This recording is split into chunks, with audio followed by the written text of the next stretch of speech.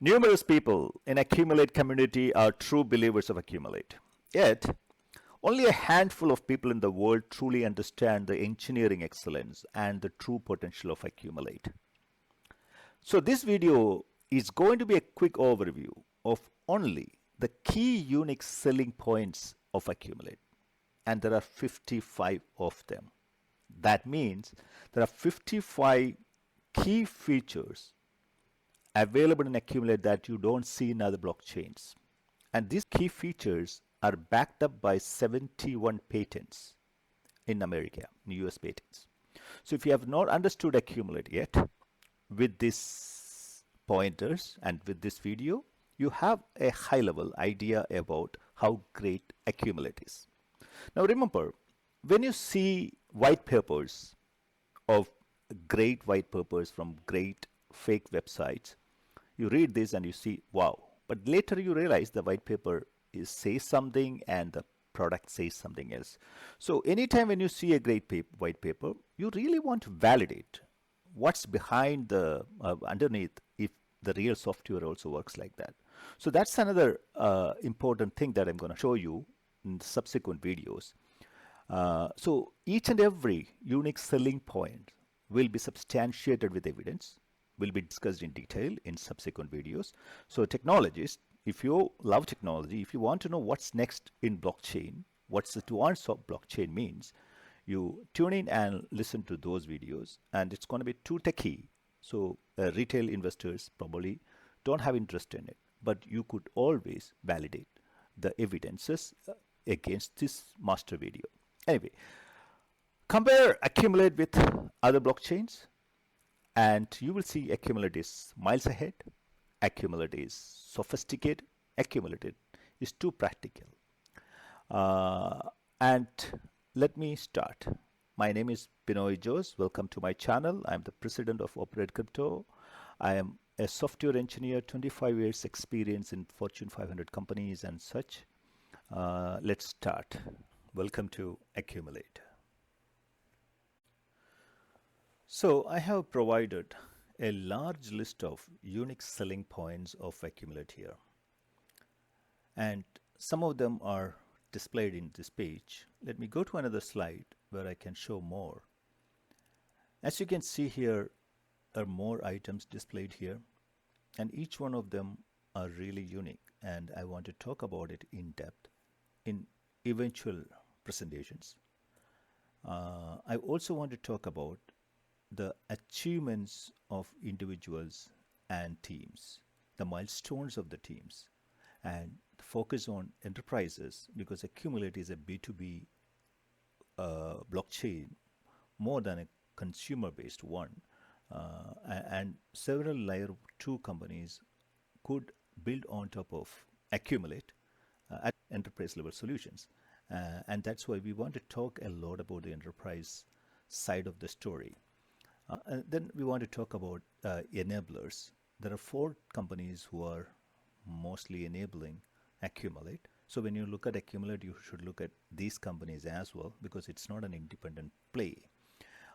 Anyway, let's get started with the first slide, where I talk about some of the important key selling points. So let's quickly go through the history of Accumulate. Accumulate was earlier known as Factum, and 2013 they started it. And as you know, Paul Snow was working for Ethereum as the original Ethereum founder, and he looked at Ethereum and he wanted to build something different. You should go to ethereum.org and find out his name there as in the list of original founders, and or check the description. When you go there and see that, you realize Factum was created with a different goal altogether. It's going to be much different from Ethereum. So he had the freedom and wisdom from Ethereum development when he started Factum. And 2013 he started it. Then 2014, 15 it became public.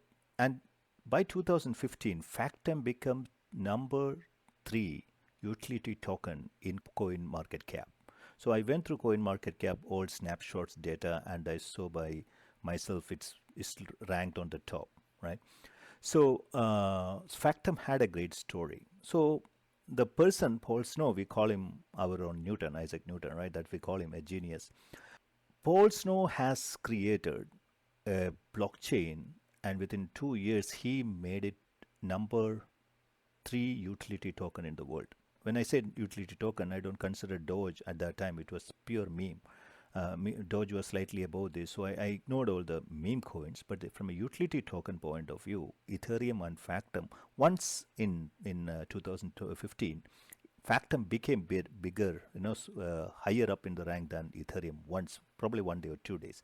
But what I meant to say is that this is a team who have made number 10 in the world, basically. Now, on top of it, I want to talk about a little bit more details like why Factum was different. It was a layer 2 at that time. Then, unfortunately, what happened is the bear market, right? Mismanagement of financials and not able to sell anything and not having a portfolio of the reserve, right? All those things.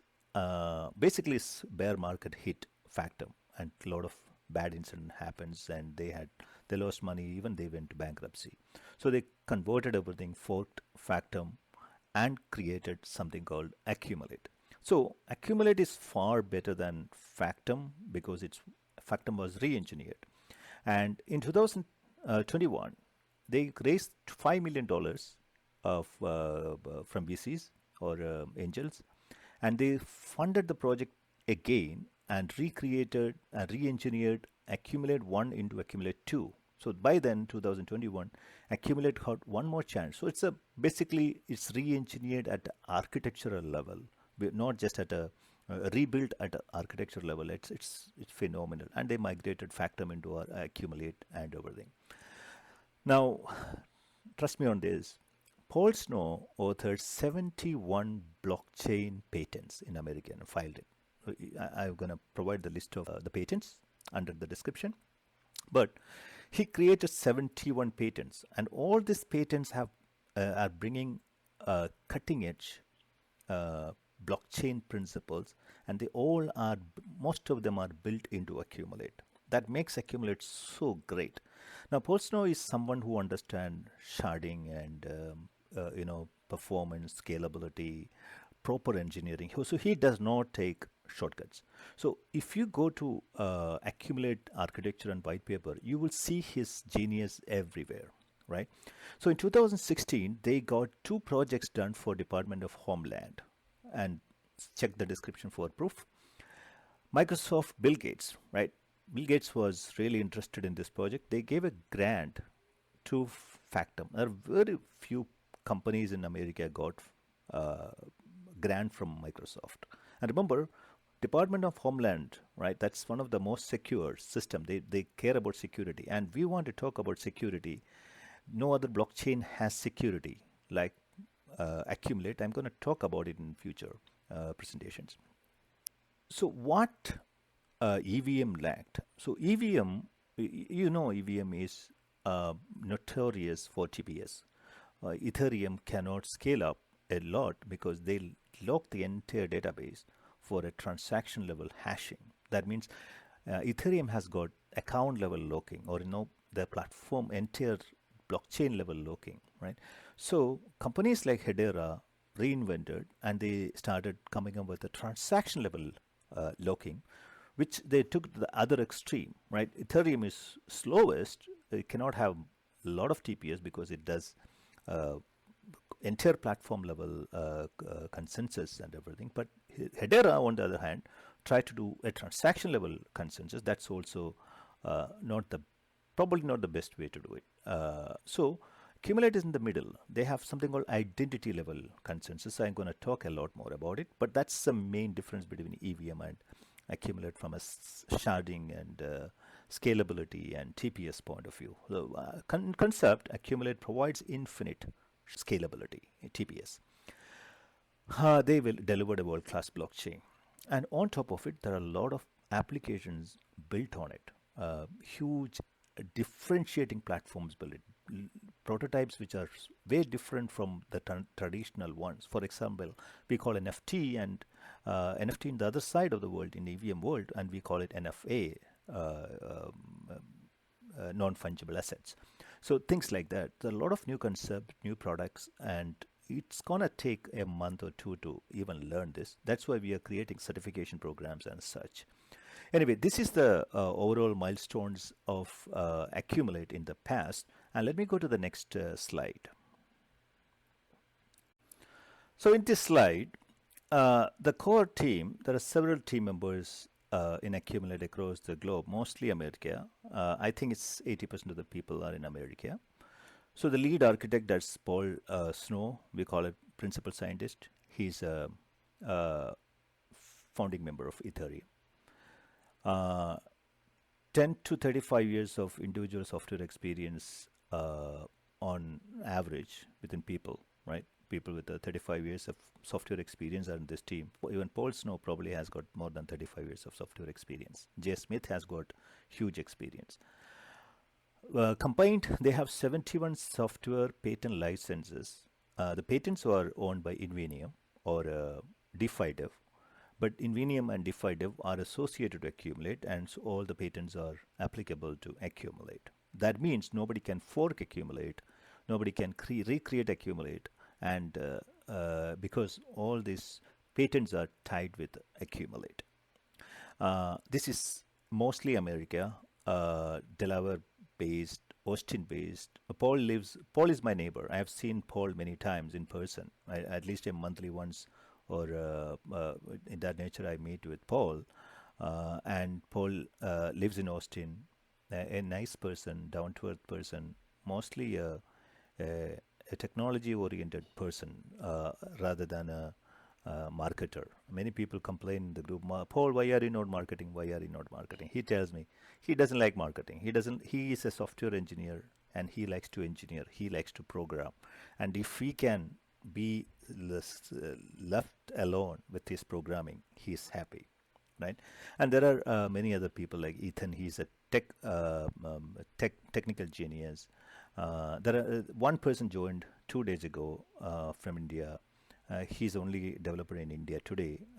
We will be announcing it. Rather, Operate Crypto, that's a layer 2, has several India-based programmers, but Accumulate has only one India-based programmer. So everybody else is in the US. There are many other programmers like Dennis and Michael, many other people. We will introduce all of them eventually. This team love engineering, right?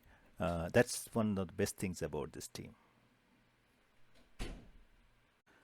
So let's see who all are building enterprise applications in Accumulate. So as you know, Invenium is a large company. They have a product called Data Room, and Data Room is one of the phenomenal products and getting a lot of traction.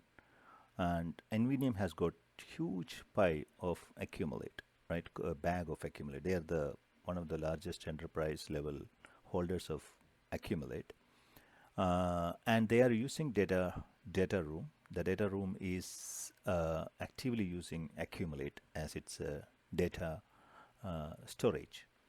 Then Elevator Labs. Elevator Labs have got two products. One of them is called Department Intern.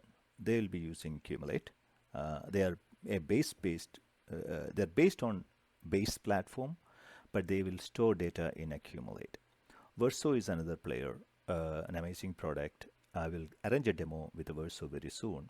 Cargo Clear is planning on investing and experimenting a lot with Accumulate. As you know, there are several other clients which we are discussing and interested in it. We'll be loading a lot of clients in 2025, and some of the clients, because they are enterprise in nature, they don't want me to mention them, or I didn't get a okay from them on mentioning their names here. Anyway, so it's time to go through individual unique selling points. Let's start with the URL addressing. This is really unique to Accumulate, other than one or two blockchains in the world. For example, Near Platform supports URL addressing, and as far as I know, only Near Platform, only major blockchain that supports it, Near Platform.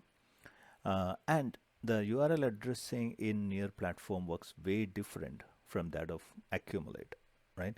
Uh, so when you have a product that supports native URL addressing compared to a layer 2 or a modular approach where a translation of the URL addresses to a blockchain based database, and we call it a lookup, right? A lookup based URL addressing versus native URL addressing, it's way different. So Accumulate supports native URL address. That means Accumulate has got a database, its own custom database where they actually store the data, where it actually uses URL addressing for storing the data, right? They don't have a translation at all.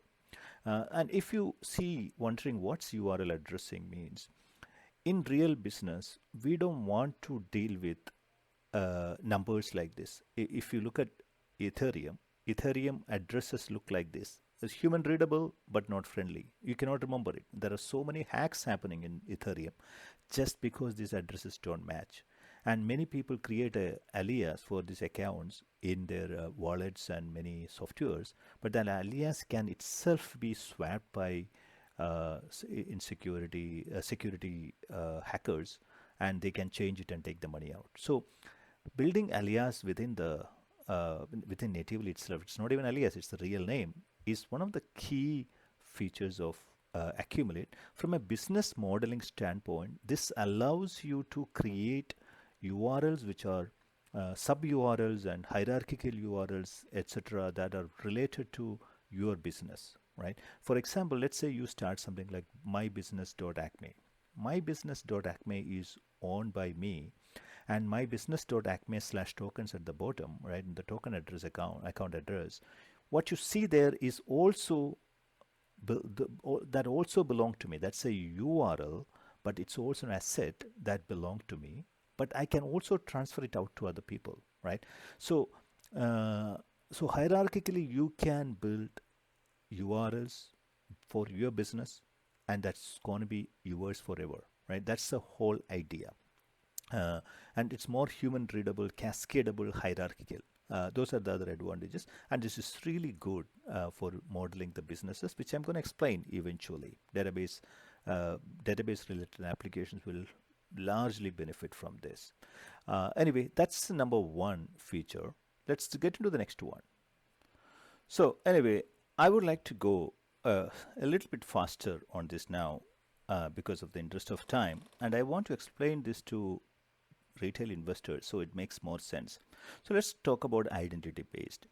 So as you can see, Ethereum, um, one of the most interesting product in the world today, supports the platform level or account level locking for consensus, right?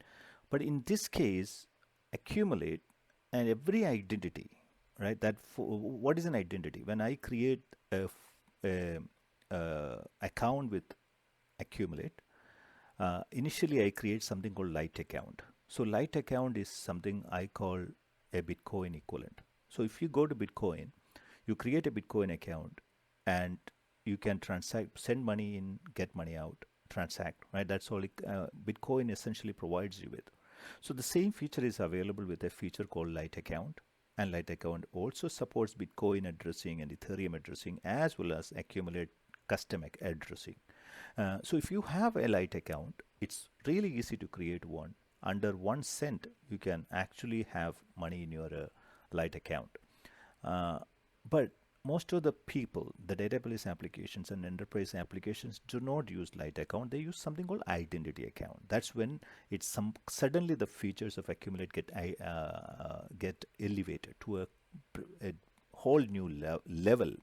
So what identity means is, when you create an account, for example, Binoy Joes, I create an account called Binoy Joes, and it's called binoyjoes.acme. Now I own it. I can prove to anybody in the world saying that that's owned by me, right? That's identity. Now I can have multiple sub identities under this identity. I can create multiple databases, or we call it data accounts, under this identity. I can create a lot of token accounts and whatnot. Every basic blockchain element that's supported by Accumulate can be created under this, and I can manage it. I am the owner of it. And that ownership is called root identity or root ADI, accumulate data identity. Every identity that you create under IADI called sub-identity. So root identity and sub-identity. Now, every transaction that happens in accumulate happens in this identity, right? And the identity is creating its own a chain. Means every time when you add a new transaction, it creates its own a block, and add a Merkle tree processing and built on it. So that's why we call it an identity based chain. That means imagine you have 2000 identities or 200,000 identities in accumulate. We call it 200,000 chains, right? That's really, really interesting. And then a lot of questions about if I do a transaction from one chain to the another, that means one identity to another, how do you manage all those things? Those are the complexities of the engineering that we're going to reveal very soon, right? We're going to review them individually. But my current point is this: accumulate is identity based. That means accumulate is not one chain, it's how many of our root identities are there, that many identities. Now, why accumulate is different is, let's say a large company like Walmart or Microsoft comes and create an identity called walmart.com, right? For example, Operate Crypto has something called operate.com, operate.acme. Now, operate under .acme, everything is owned by Operate Crypto. Now, I can actually take this chain, my identity alone, into a different network altogether within accumulate, right? And I can start my own network and everything under that particular network, right? A network is, let's imagine, hundreds of computers, right? 10, 20 computers. I have my own network. It's called operate.acme network. Every transaction that happens in that network will be handled by my 7-8 computers. It's called custom network, right? That custom network is also a custom chain because it has only one chain, that is operate.com. Now it can have multiple, right? Because operate and let's say DeFi dev and operate decides to go together and create a custom network. We can create a custom network where it supports only DeFi dev.acme and operate.acme. Now you get it. The network is very different from chain. A network can have more than one chains, right? That's the whole way it looks like. Now, that also means a transaction finalization happens at identity level. That means within my identity, if I can complete a transaction, that is a big win for us. Now, in future, we might even support a transaction at account level, a sub-identity level, or sub-account level, sub-database level. I will talk about that when we talk about the unique account proof structure feature that is available in Accumulate. And if you are a PhD blockchain guy, please read all those things. You will never learn this concept from anywhere. You are talking about 71 patents, right? So when I say Accumulate is identity based, remember, it is not just architectural or engineering or a data. It's about everything about it. You can model your businesses, you can model your e-commerce systems, you can model your use cases, everything using this identity framework, right? You can also, an identity framework is going to be spoken a lot here, because if you hear about operateid.com, Operate ID is an identity framework built on top of this identity based solution, which is an extension of ADI in addition to DID, decentralized identity features. So we will talk about all those things.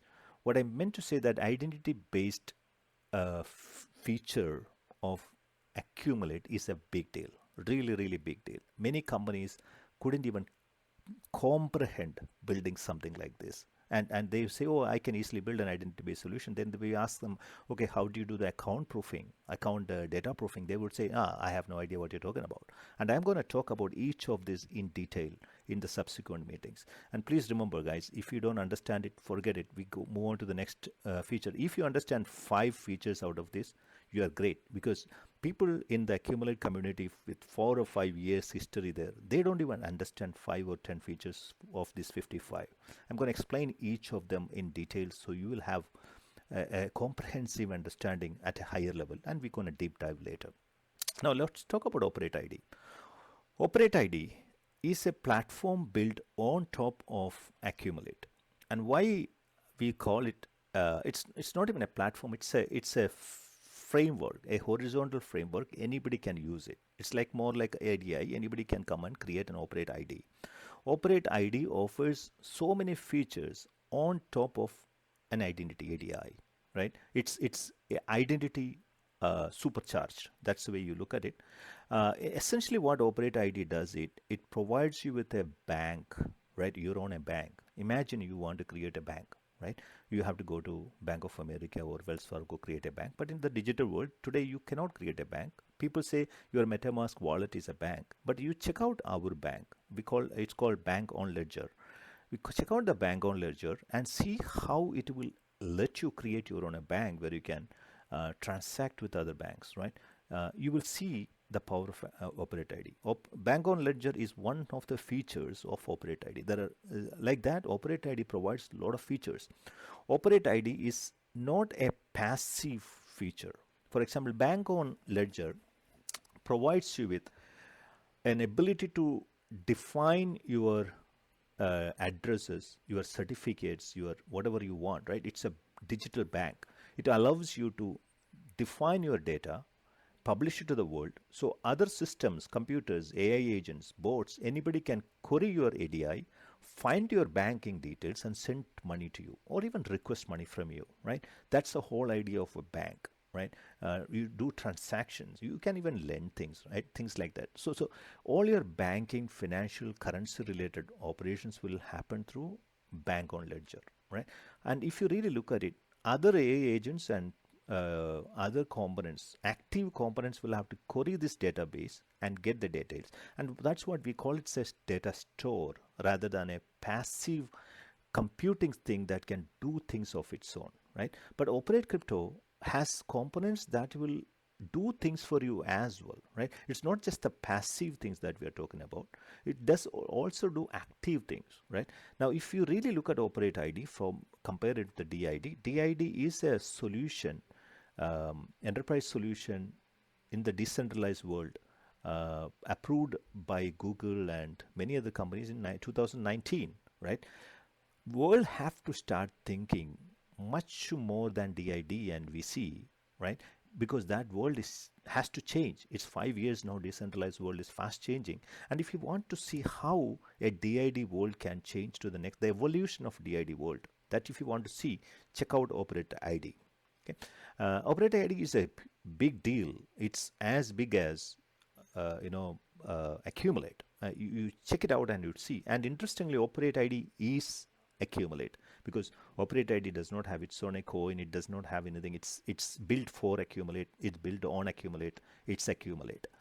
So if you evaluate Accumulate as a blockchain, you should also look at Operate ID and see its features and see, yeah, this is also Accumulate. And don't consider this as a separate product, at least for the time being. We do not know how world will take us and where it will take us, but currently we Operate Crypto and Operate ID products do not have any plan to launch our own coins. Let's go to the next one, mining protection. Now, mining protection, interesting. So I thought this was not a mining it didn't support mining, right? Staking, that's what we thought it was. Yes, it is staking. Lot of it has a staking protocol beautifully running in the native land. I have staked my Acme there. I'm getting around 17% of rewards, or 17 or 18 or maybe 16 range rewards on a monthly basis. Yearly basis, APR. Now, these rewards are submitted back to it, so we are remining it so that I don't have to pay tax, and it's not taxable today. Acme has no valuable exchanges in America, so taxation is probably not applicable. I don't know, but I am staking it, so I don't get any rewards yet. However, The staking protocol. So Paul has done this before, right? Ethereum came out and he was champion of it, so he knows the difference between staking as well as mining. He believes every blockchain can be super powered and super security can be added more and more by enabling mining. And he has found a mining algorithm, mining algorithm that really lightweight, right? You can run it from a small phone. And remember, this does not use tricks like you know cheap tricks like pi networks and things like that, right? This is truly legitimate mining that happens using account proof structure.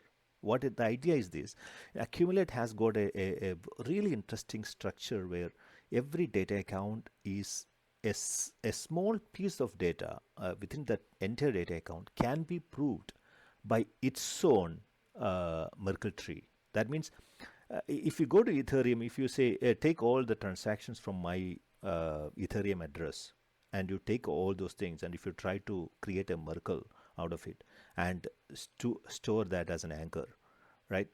You you can probably do that, but it doesn't support in today's world. It's too much for Ethereum to do today, right? Uh, However, in our case, if you have an identity, or if you have a data account within Accumulate, you can take that data account and you can actually proof it and put it into a centralized system or cloud system, and within that cloud system they can always query, accumulate, and get one small data element, right, that anchor key, and they can validate the whole data set here. That means you don't have to go to Accumulate, query the whole data record, bring it back here and validate everything. So that's a support given by account proof structure, right? So this account proof structure allows you to have a very miniature dead set of data in your computer, in your mining device, or in your phone, and mine it against you. And imagine hundred thousands mining folks are mining Accumulate in phone and add security, right? That's so if you ever thought about Bitcoin, why Bitcoin is a big deal, many people say Bitcoin is the largest supply chain and everything. But people ask, what is the value? What is behind Bitcoin? And people don't have an answer. They say, oh, is it supported by gold? No. The answer is really simple in Bitcoin. Bitcoin is great and has a lot of value only because it's hundreds of thousands of machines are mining behind it and providing a security of mining, a distributed, decentralized mining capability. That's the reason why Bitcoin has this power, right? So, why people were worried about Ethereum falling off because somebody had 33% of the stake control of the staking maybe a couple of years ago, because people are worried the staking people can manipulate, rich people can come in and manipulate. That's why we want mining support. So Accumulate will soon be supporting mining protection, and that's going to be lightweight and that's going to be phenomenal. The reason is that technology is different. They are not a fake fraud technology like pie mining and things like that. This is real mining that happens on your phone, right? So that's one of the features. So far we covered four. I'm keep going. You don't need to review everything today, but eventually come back and read all of this because this is highly important. I will also be providing proof for all of these things in the subsequent videos. Now, network of networks. So this is another feature that I want to talk about, right? This is really interesting. Now, what is a network? In our traditional world, let's say uh, in the layered architecture, in software, when you talk about software architects, we used to call something layered architecture. What it means is really simple architecture. I'll explain this to you in a very simple layman's language. Right? Layered architecture is a software architecture where you can put one layer of software on top of another layer, right? Let's say you have one layer called database layer here, then you put another layer called database access layer, then you call another layer called API layer, you call another. So you put more and more layers on top of it. Interesting thing about a layered architecture, the top layer can call the bottom layer, but the bottom layer can never call the top layer. So only the calls will go downwards in a layered architecture. So now let's talk about EVMs like Ethereum. Ethereum has a layer, it's a base layer. On top of Ethereum, we have something called, let's say, Polygon or any other optimism, right? Rollout layers. So all Polygon can put data into Ethereum, but Ethereum never puts data into Polygon, right? Now, if we really look at it's all networks. And this network is architected in a way that one network is on top of another network. Ethereum is the base network, on top of it, Polygon, right? Ethereum has got two networks, in fact, two layers. One is a data layer or a layer zero, we call it, and it probably doesn't really exist, but it's called layer zero. People say where the data is stored. The other one is smart contract layer, right? And if you look at injective, or so not the injective, Celestia, and Celestia have separated this as layer zero as the data storage and EVM as the on top of it, and they call it layer 0 and layer 1 or something like that. I'm not sure, but the idea is this: when a modular design, you can put things on one on top of the other, and that's called layered architecture. Now Polygon and many other things are called, layer 2, but Polygon and Optimism, they are two layers, two networks, but on the same layer, right? And we call it, if you want, you can call it side chain. But side chains are different. Side chains are, let's say in dot, right? Polkadot, they have side concept of side chains. In case of Accumulate, is really different. Accumulate has got a core network, right?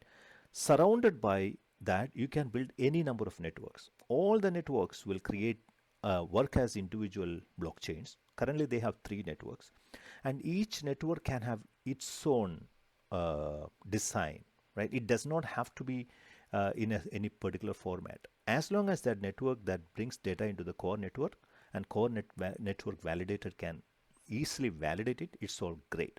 So why is it a big deal? Accumulate can have side chains, and I wouldn't call it side chains. I'd call it satellite chains, because it's surrounding Accumulate, right? Not on the layers. Now you can also put layers on top of Accumulate, right? For example, we were trying to investigate an option where we want to put a layer on top of it, top of Accumulate. Just like Celestia put EVM on top of Accumulate, we wanted to put a layer 2 or a layer 1 EVM, a layer on top of network, right, on our network. At the same time, we also tried to do an EVM implementation as a side chain, as a separate network, as a satellite chain, right, satellite network. So there are options where you can build a network of network horizontally or vertically, or layers and on top of another, or in a site, right? That's the flexibility offered by Accumulate, and that's what I call network of network. So imagine 5 years later, a core network of Accumulate. Every site network has a purpose. For example, there could be a AI network which we want to build. Operate Crypto wants to build an AI network on top of Accumulate. Operate Crypto also wants to build a roots engine network on top of, not on top, the site as a satellite network. Operate Crypto has an ambition to build a data network for indexing for AI or IoT data, right? We have a desire to do all those things. We are working with somebody to build a EVM chain as a satellite network. There are a lot of projects going on in this segment, and we call it custom validator, right? When you hear custom validator, we are talking about networks. Anyway, I have a feeling if you are a enterprise, right? Let's say US military wants to build on Accumulate, you don't want your data to be decentralized. At the same time, you want your data to be completely private and also provable, right?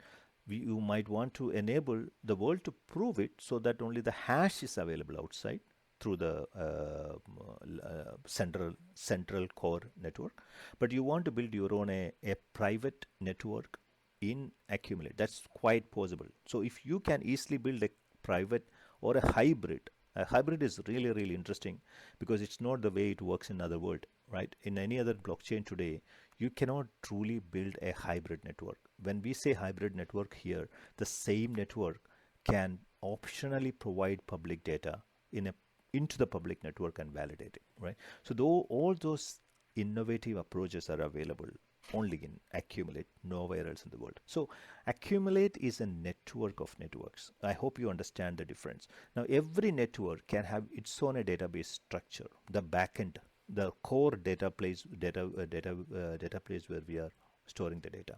So Accumulate has got something called Accumulate Core DB, which is going to be a custom developed core DB that is developed only for Accumulate. And that database is so good, and it has got three components. One is a pure data, key value pair storage system. That is the core of it. And we are also looking at three other components which are huge data, NoSQL and things like that supported in that. But that will be private networks. So we are working on something called AC Accumulate Core DB as well. We will talk a lot more about it. But the idea is that every network can be so powerful, so independent, and it can have its own a coin or its own whatever you want, right? It can have its own fee structure and everything. Let's get back to next one, blockchain of blockchains. Now, this is the idea that I explained earlier. This is ADI. An ADI, a root ADI, can be grouped together and created as a blockchain, and you can split them across multiple networks, right? For example, let's say you take 5 blockchains today and put it into network 1, and tomorrow you decide move two blockchain ADIs into another custom validator. So you move those two items into another custom validator, and you decide one of them will be there and here based on a rule, right? For example, today it's here and tomorrow it's there. It doesn't matter. So you could accomplish all those things in conceptually with this design. With the design, as long as the component supports account proof structure, you can even put one data account in another one network and the other data account in this network. But not today. It can be supported conceptually from the engineering design standpoint. And that's the way it will go. In 5 years later, you would have a huge AI database in one network and a huge data, RAG data in another network. Those kind of things will easily taking place in blockchain soon. But the blockchain of blockchain allow you to split data logically, where network of network allow you to do the processing and data physically, right? A powerful sharding mechanism can be engaged based on the network, based on the way you want, right? Remember, this is not forking. You are not forking this network. Instead, you are extending the network. It's going to be the same network, right? The whole network is called the universal network is going to be the same. And what it means is that a value of Acme in one network will be the same in another network. Any other network you go, the values of currencies, values of assets will be the same, right? That's the whole idea. Anyway, if anybody wants to build custom validators, call us. We'll be more than happy to support you in that game. Let's get into data platform. So the data platform is a key feature, a unique feature of Accumulate. Remember, in Near platform provides you data, right? Near platform has data accounts, but the way data accounts work there, you put a Near as a staking, or you put Near and they will allow you to store data. When you delete the data, Near will delete the data, but then you get the money back, right? At the same time, any data that you post into Near, that goes through a global account locking system, right? Accumulate, it's very different. It's built for this. The locking happens based on identity. That means if you are an individual, you have 100,000 records going into a database. You are in charge of it. You can scale out your network, right? Your personal network, you can scale out and you can put as many you want. It provides you TPS the way you want, as long as you support it, right? That's the way it's engineered. Now, when I say data platform, what does it give? Is it a database like a SQL Server database? No. Any blockchain that claims to be having a MongoDB or a SQL Server type databases, they don't know what they are talking about. if you are in blockchain databases have to take every data element through a consensus mechanism that guarantees security, guaranteed guarantees delivery of confirmation of the consensus in a way it is not violating any of our basic principles, right? If the integrity of the data or the transaction is questioned, right, that means it's not dependable system.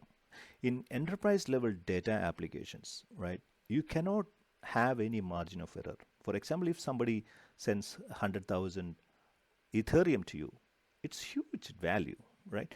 You cannot mess it up. The data has to store and completely report it out, right? There is no violation of data integrity allowed in a proper database. So if any database that claims they have consensus mechanism built into every transaction that is going into the system, and they can support SQL Server or MongoDB or Oracle type of transactional bandwidth, they are fake. Do not go for them. So you better understand how the data platform works in Accumulate and see the consensus works and what we actually mean by data.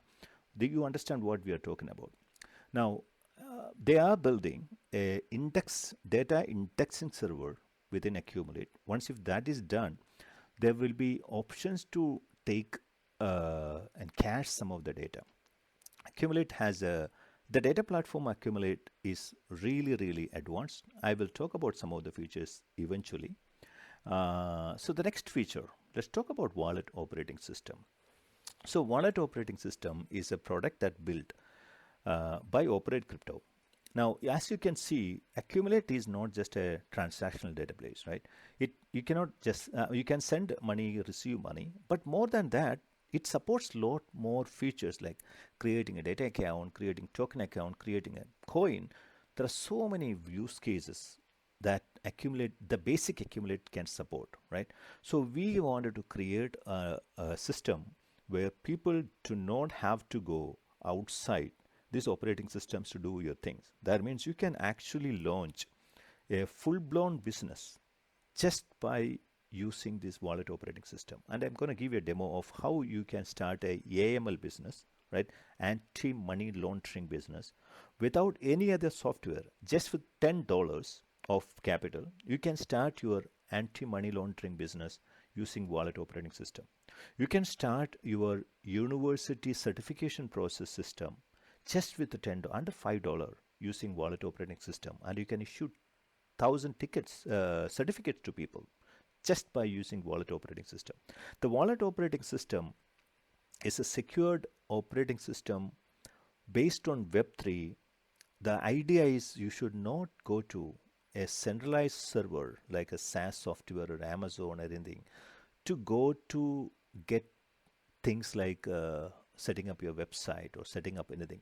The pure decentralized world is our goal. Can we achieve it today? Probably not, but we are on its way. And if you experience our wallet operating system and the way it works, you will start realizing our direction and how much we have achieved so far. So check out wallet operating system. I will be giving several demonstrations of wallet operating system. What is wallet operating system is very simple. From your browser, you should be able to do everything that you want to do without having a server, right? That's the whole idea. Like creating your own website, creating your own form, creating, instead of using Google Docs, you want to use decentralized docs. We have all the systems ready. We will give a demo very soon. Let's go to next item, AI scratch transactions. This is really simple. So when you put data into Accumulate, the Accumulate has, so you insert data, and every time the data comes in, Accumulate has a database. You have to store the data into that. But Accumulate does not want to store huge data. So because if you just puts crazy data into Accumulate will one day grow out and cannot handle it. Then it has to create networks of networks and everything. So we can create networks of networks and create your data account into somewhere.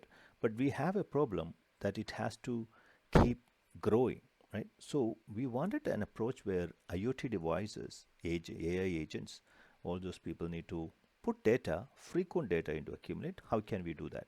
So they created an advanced sharding mechanism, advanced archival mechanism, using which you can insert data into data accounts using scratch transactions.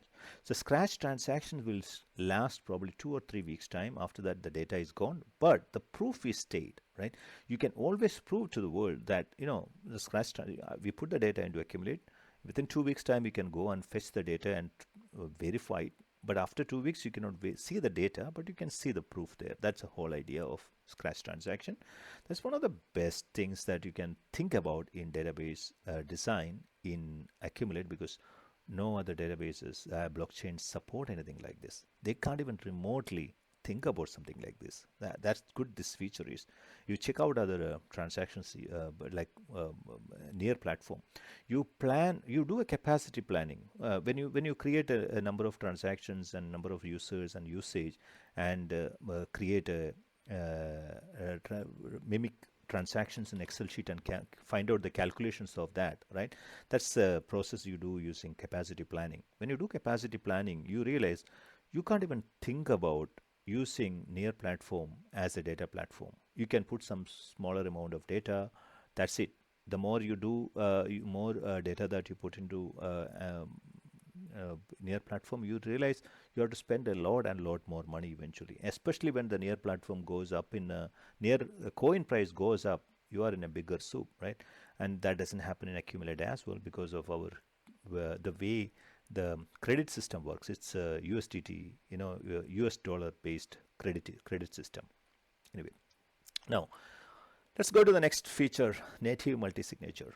This is the best feature I like about Accumulate. So if you have to set up multi-signature on your wallet today, can you imagine the hassle you need to go through? You have to get into a smart contract vendor. You have to trust him. So imagine the moment you ask a vendor product to be added into your wallet, you are at risk already. The vendor can cheat you, right? The vendor probably has put a smart contract which is probably not audited. So if it is not audited, you can't even use it. If it is audited, then you have to really still trust the vendor, right, on this multi-signature. And there are so many vendors that you're trusting. So in this case, you are trusting Ethereum, right? Your money is in Ethereum. You want to do multi-signature on Ethereum. You also are trusting a third-party company because you want to get the multi-signature. And how well do you know the third-party country? Have you heard about any third-party country today? Like you heard about Ethereum, right? When I say Ethereum, you understand it. But when I say a third-party company that does multi-signature, can you give me a name? You probably don't remember. You don't even know, right? Most of the people don't know. That means they are not that good, or they are not that credible. So I would never take risk of a large amount of dollars with multi-signature with existing companies. But Microsoft, with our native multi-signature in Accumulate, this peace of mind. I'll tell you why. The multi-signature is built into the network. It's native. That means when you create the first transaction in a multi-signature world, that transaction is registered into the network, and it says this is multi-signature, right? I can check out your transaction and see, hey, you created a multi-signature transaction. You initiated a multi-signature transaction. Unless I approve it, the transaction is not going to get completed. And after 2 weeks, the transaction is get cancelled, right? So you can create multi-signature transactions, a lot of multi-signature transactions in Accumulate, and the multi-signature transactions are handled by the native algorithms, native protocols. And this is the beauty of Accumulate. No other companies have got something like this. Now, let me elaborate how big of a deal this is. So, IAM stands for Identity and Access Management Software. IAM is a multi-billion industry in the world, right? Every application that you develop, right? Let's say Facebook applications or Twitter application, every application that people develop, more than 20% of the development cost goes into IAM, identity management and access management, right? Access management is all about who has access to what, right?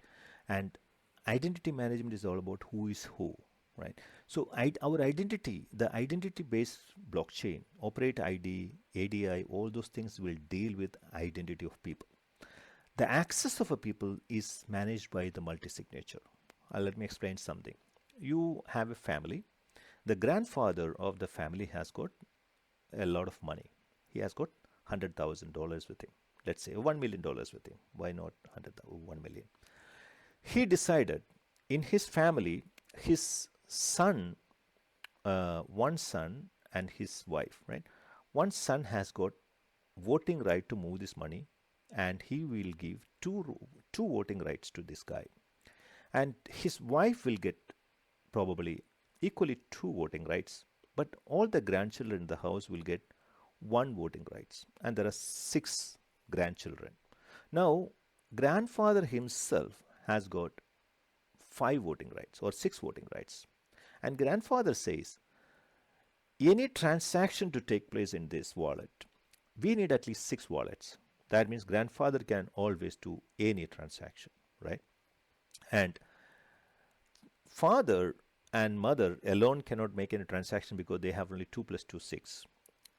The other two children got to come in and vote, right? So six are met. You can also say the grandfather cannot be removed by these six people, right? Because they can say the grandfather, the kid, they all can decide and say let's get the grandfather out, right? They can do that as well. And grandfather say one of the daughters, right, granddaughters probably need to have better voting right.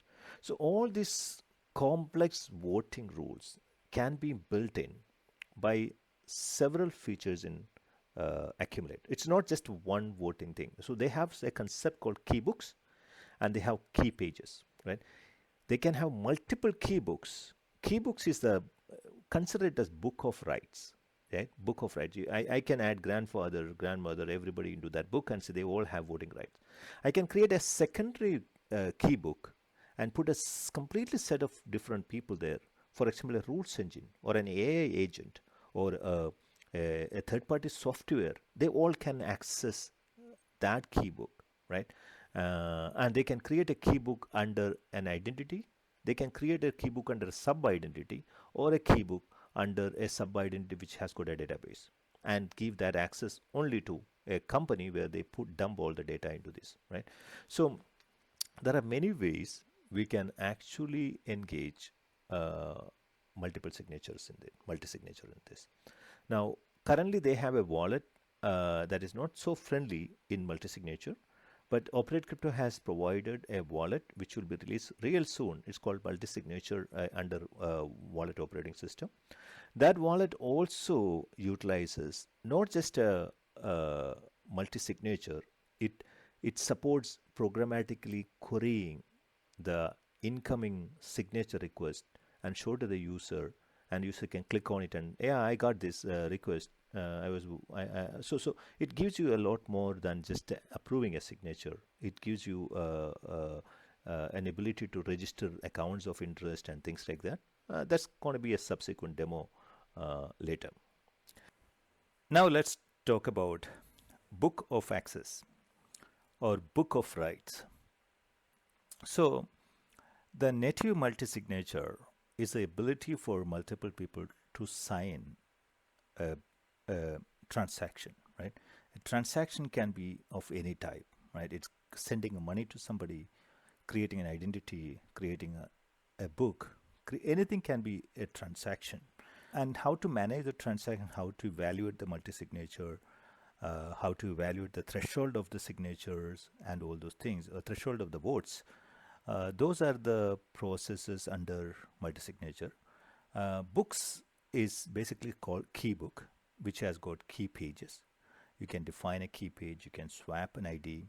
It offers a lot of features to you, mostly on asset swapping, right? For example, in traditional Ethereum, Let's say you have an NFT and you have some other assets, right? And let's say you have 10 tokens in your asset.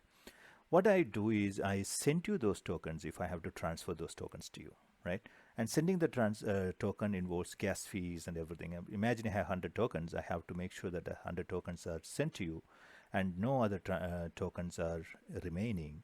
And I have sent you everything to the same target, all those things. So just imagine you are running an enterprise company, right? In your company, there are 100 people, and you decided to lay off these 100 people day one. At the time of layoff, you have to ask all these people, hey, send all the money, all the assets under your wallets. Company has given them a wallets, custodial wallets, because the employees are going to use that wallet for creating data elements and creating items. So a wallet in accumulate world has got not just assets, it has got rights, authority, right, power to do things, right? It has got tokens, it has got NFTs, it has got a lot of features, right? Data, all those things are part of the wallet, right? So when an employee leaves, the employee is not necessarily have any tokens in them, because most of the employees, you don't need to put a currency or Ethereum in an employee's wallet. But you might want to put data into employee's wallet, a right to do certain things into employee's wallet. And when the employee leaves the company, you have to ask the employee to transfer everything back to the company, right? Now, how do you do that? You just send all the data back one by one into the company, right?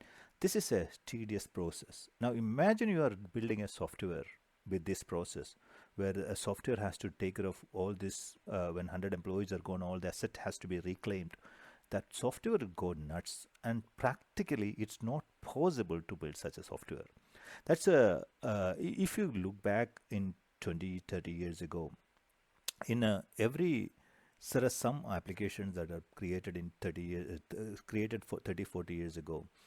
When an employee leaves that company, this happened in a real. I solved a similar problem in one of my companies in 90s, late 90s.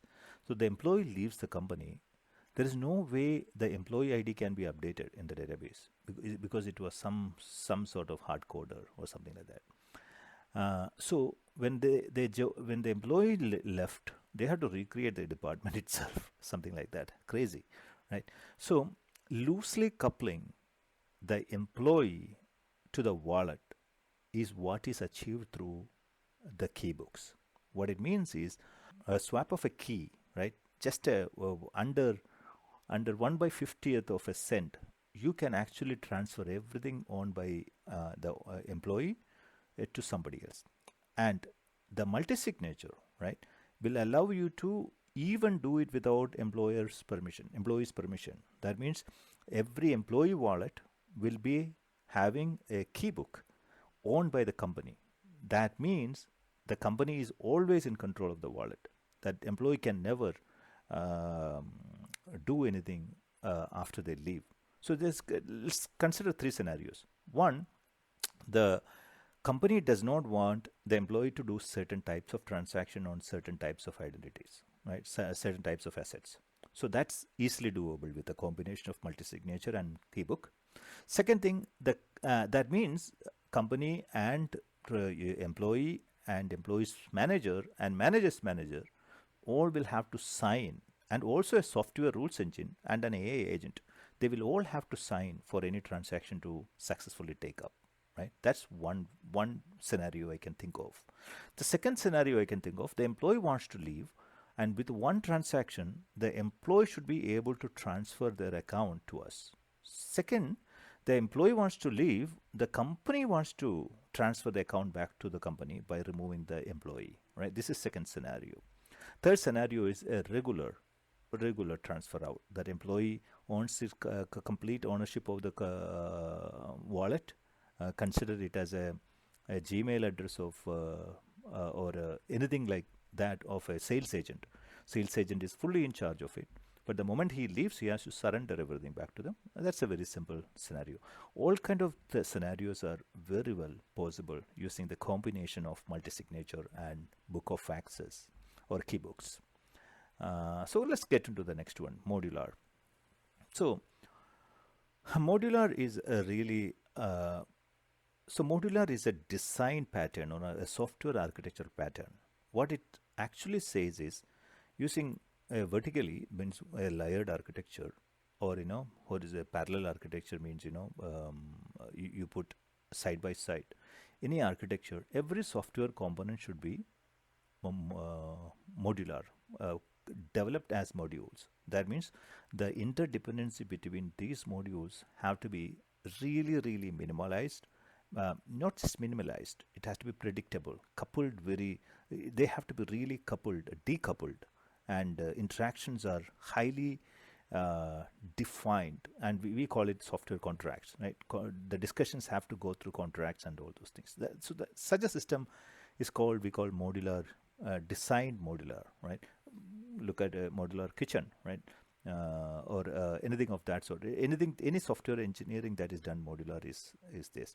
Now, if you really look at it, there is when I talk about the architecture, there are signature chains and main chains, and there are many modular components within the core protocol itself, right? And as I said, everything else, including consensus or an network of network, getting the identities moved from one place to another. All these things are built with a modular design. That means you can swap out one module, replace with another, a better one in future, for easy upgradability and things like that. The beauty about this is, the more I'm more excited about this modular design, because in future, let's say if you want to swap out the database design from the backend. Now, when I say database, every blockchain has a database which stores the data, which I will talk about in future. That database alone can be swapped out, which we are planning to. Accumulate team is planning to swap it out in the next 6 months time. Right? They're gonna. We are building our own a custom blockchain design, a database, which is needed for us because we are very different, and regular custom standard databases are not good enough for us to expand to a level where we want to go. So all those things can be easily possible because of the modular design of Accumulate. Getting back to the next one, identity finalization. So let me talk about identity finalization and why it's important, right? So every time when you create an identity, that's a first transaction that happens in the root identity. And under the root identity, any new transaction comes in. So what we create is, it's called a Merkle tree, right? Merkle tree is, let's put it this way. When we have a bag, and in the bag you have a number, right? The bag is full of data, but anytime when you change the data, the delta data is put it into the bag, and suddenly the number in front of that changes based on the data, right? So that number is keep on changing every time when you put data into it, right? So if you look at your identity as a whole, anytime when you put data into that identity, the Merkle tree the Merkle is reprocessed and the number changes, right? So now that number alone is good enough for the whole finalization of that particular identity, right? So every time when you send a transaction or create a transaction and submit, and when it's approved by the multi-signature and everything, at that moment the blockchain will create, I think even if the multi-signature is not approved the first time it comes in, then it natively does. The blockchain creates a different multisig, and that multisig will be, the blockchain will create a Merkle tree, and the proof will be at defined at a identity level, right? So let's say we have 100 identities created today. Every 100 identity will have a different proof, and Merkle proof, and that Merkle proof will send it to the core network, and the core network will save it. That's why if you have 100,000 identities doing 100,000 transactions today, all of them can happen parallel, and the core network will digest it easily. So vertical scaling. So when I so every scaling is something to do with the sharding, right? How a blockchain can increase its throughput based on adding more uh, resources or engineering, right? There are 2 3 concepts. One is scale out. Scale out is when you scale out is a particular term that you use when you add more and more hardware to a blockchain and get more capacity. That's called scale out. Scale up is you re-engineer the software, optimize everything, and do a lot more engineering and do that. That's scale up. Both together is called scalability, right? So this, when you want to scale this, you could actually use the multiple ways. One is you can do a vertical scaling. Vertical scaling is you add more power to one network, right? Keep adding more and more power to one network. The other one is you add more and more networks. If you add more networks, it's infinitely scalable, right? Imagine you add a 10 satellite networks, and each 10 satellite network can have its own another 10 satellite network. And if you really look at it, you are when you add more and more circles, loops on in the peripheral so of the current network, you are adding probably one more layer, right? One more, it's not even layer, a complexity goes up only one, right? It's just a binary transaction for the network. So it can be scaled up really well. So vertical scaling is involved, scaling out the same network, and horizontal scaling is you add more and more network, but more customizable fashion. For example, let's say you have a rules engine and IPFS validator, right? You upload directly to IPFS using the blockchain, right? You don't have a IPFS server or anything. The blockchain validator will take care of it. It's That's a layer 2, or a satellite validator we are working on. Now imagine you upload into a validator, and that validator is specially purposed to do a particular job. For example, running a rules engine, validating certain rules based on, let's say, Ethereum, right? It checks Ethereum and makes sure the Ethereum certain things are right and approves it, right? That's horizontal scaling, right? You create a network and special purpose network and create huge special purpose resources to that. For example, if you have an AI, you want to create a lot of GPU into that, right? AI products need GPU. So you add GPU into that servers, network servers. So similarly, you create a horizontal scalability into our system. Vertical scaling is just adding pure hardware into it, right? Adding more and more computers and bigger computers. That's all it is. And more memory and more storage. That's vertical scaling. Advanced sharding. So this is a much deeper topic, and for this we need to really understand how sharding works in blockchains, right? When they receive a transaction, the life cycle of a transaction and the data, they get the data, where actually they put the data, do they do parallel processing of the data, do they fetch data parallelly from the core, right? So sometimes they can fetch data. Let's say there are two identities, right? You send money from one identity to another identity, and when you send the transaction is received by one particular network, and that network has information about that particular identity, and that network, the other identity is in a different network, right? And they have something called synthetic transaction and all those things. I will talk about synthetic transaction later. But imagine at this moment I need to fetch data for both these transactions from the database, right? Both the identities from the database, so that I can update its Merkle tree and all those things. So how do I pull the data from these databases? Do I pull one by one, or do I pull in parallel? So those are the things, processing at a processing level, the sharding is being discussed. And there are sharding principles at a compute as well as storage also. When you store data, there are if you have, let's say, traditionally people worked on SQL Server and Oracle and all those things. When you insert a data, there's something called primary key or index. The whole primary key will be locked by a system when data is inserted into a record, right? Because the primary key works in certain way, and that they changed based on certain horizontal partitioning and things like that, are reinventing ways to do this, improve it, right? Similarly, this in blockchain world, we have array based, value pair, value name value based databases.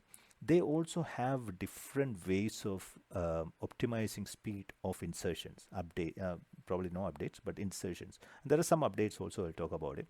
So how all these things are done is extremely important for a blockchain to scale up, right?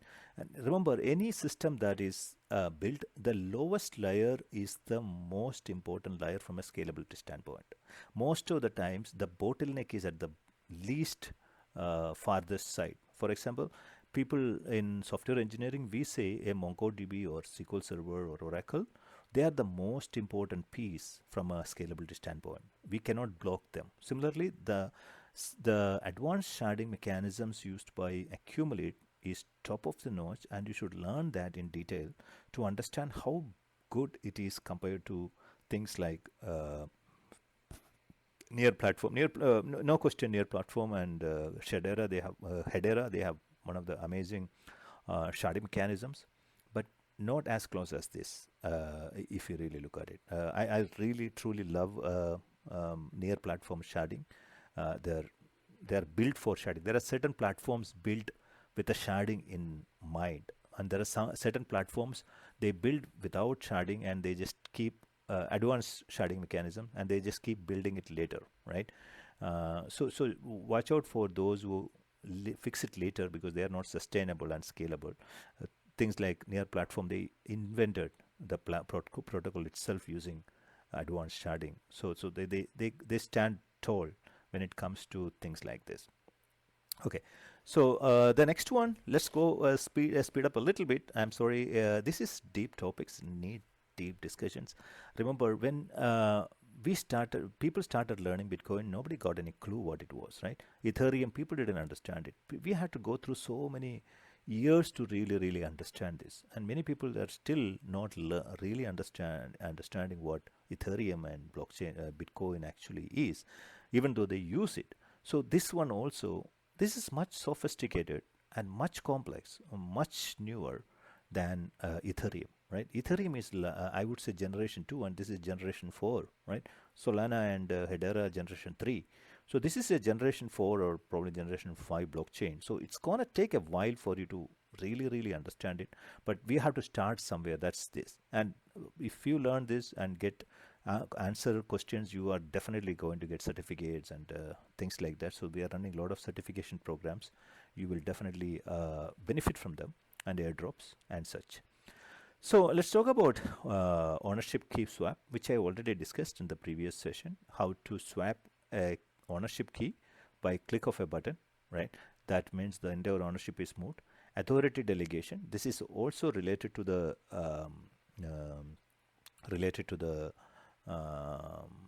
book of access. So you can actually assign authority of your assets to somebody else. The reason is this: let's say you want to stake your project to somebody, and you want to provide them authority of staking authority. So things like that can be done through authority delegation. Authority delegation happens at a key book level, right? You don't add, this is not a key page level operation. This happens at key book. So you can create multiple key books and you assign certain key books to some people and delegate the authority, or you have a key book and you can send that key book to so many people. They can get you access, right? For example, I have a key book and you have a key book, and you have an identity, and I can send my key book details to you, and you can associate my key book into your product, and you get key book. I get your access to your key book and everything about your product, right? So I am you are delegating your access to me. Now, one difference between key page and key book delegation, I will have to get your permission. Both the parties will have to permit to add you into authority delegation. Means it's real authority which can also be presented to IRS and government agencies, because government agency says you have authority on my operation and you approved it, I approved it, so now it's legal, right? The key book, it's not like that. Key page is very different. I can take your key and add into my key page you will not know. You have access automatically, but you will probably will not know. I will probably don't tell you. But in the court of law, it is not really applicable because you can do without my permission. So remember these two things and the use cases, and the really different use cases and very vast use cases. I just gave a really simplified examples because of the simplicity of this presentation. But one of the future presentation, I'm going to explain this in much depth. Now let's talk about key support. BTC, ETH, Acme key support. So when you say key support, you can create a private key, import the private key into your private key into Accumulate. And when you import it, you can choose you want that to be imported using BTC, Ethereum, or Acme. And once you do that, whatever you sign with your private key, the signature will be created based on the algorithms used by Ethereum or Bitcoin, whatever you choose. And the blockchain will validate and approve that proof in behind the scene and give you transaction approval. And why it matters? Because the same data can be sent to Ethereum, and Ethereum smart contract also can validate the proof, because that's going from the same public key that you are sending, right? So the cross platform, depending on how you want, where you want, the cross platform validation of the proof and signatures will come handy when you have this feature. I checked, Ethereum is working fine. Accumulate is Accumulate. I always use Accumulate. I never used Ethereum, but I know Ethereum proofing works, key works. I never checked the BTC. It's not a big deal if it doesn't work. They can easily add it up. But remember, Accumulate can support these keys. It's a big deal because sometimes you might want the same assets held by Ethereum and Accumulate to have the same key, public key, so that you can approve and disapprove things based on the private key and public key, right? You can prove the ownership of the sending user just by looking at the keys. And if you say Accumulate key in Accumulate side and Ethereum key in the other side, it's not possible. So that's a huge advantage for abstract chain transactions, cross-chain transactions. Now, layer C, layer 1, layer 2, this is a really interesting question. Now, if you see some of the videos of the Accumulate veterans, right, Paul, Jay, they all give a lot of videos about Accumulate. And I many times got confused and challenged when I say Accumulate is a layer 2 platform and somebody Accumulate is a layer 1 platform and Accumulate is layer 0 platform. Then I asked, what is it? Is it layer 1 or layer 2 or layer? I got confused. Then I realized one interesting thing. Accumulate is all of it. Every use case defines a role for Accumulate. For example, you can create a use case. That use case could engage Accumulate as a layer 2 product. And if your use case is layer 0, still it is available in Accumulate, right? For example, if you just want to send money from one place to another, it's layer 0. If you want to store some data, layer 0. If you want to create a token and publish a token and issue a token, layer 0. Now, layer 1 is more like smart contract. Now, remember, layer is a concept. Layered architecture is a year-old architectural concept that we used to do for generations, right? It's not it's not a new thing. So layered architecture is very old concept, but layered blockchain is a concept brought in by Ethereum, right? They have the concept of layers, right? It's in the Ethereum world, it makes more sense to have layers. But in Accumulate world, probably layers is not the right thing to terms to use. As I said, we can have satellites, you can have top layers. It's all our choice. Everything is possible. If you are building a identity-based system, a system that deals with the users have to have roles and IAM, identity and access management software, or a user management software, or a AI agent software, all those scenarios, you want to use layer 0. Anytime when you want to use multi-signature, you want to use layer 0. You want to use layer 1 when you want to talk about RWA and NFTs and NFTs and everything, because it needs to have cross-chain operations, right? Layer 2, in our case, it's companies like Operate Crypto. We build on top of Accumulate, but it's not within the system, it's outside the system. So those are the layer 2 applications. They are not blockchain systems. Like in Ethereum, Polygon is a blockchain and it's layer 2. In our case, everything is layer 1 or layer 0 or layer 1, right? Everything can be blockchain, multiple blockchains, but Operate Crypto is layer 2, but we are a SaaS product. We are a Web3 product. We are a validator product. We are an IPFS product. We are not the blockchain itself, right? So layer 2 in our case is a bit different compared to other. But when you hear layer 0, layer 1, layer 2 by various people, remember, Accumulate is not a layer 2 product, it's a layer 0 product, right? Or layer, I mean, it's also a layer 1 product or layer 2 product. Don't get confused because it can do a lot more things. Now, going back to the left hand side, gas based on stable coins, right? So Accumulate does not have, has a coin called Acme, but you don't use Acme as gas token. Why?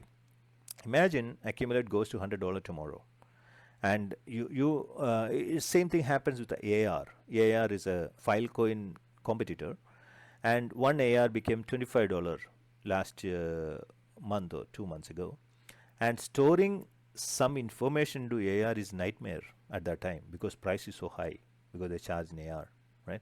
And this is last year, my learning from last year.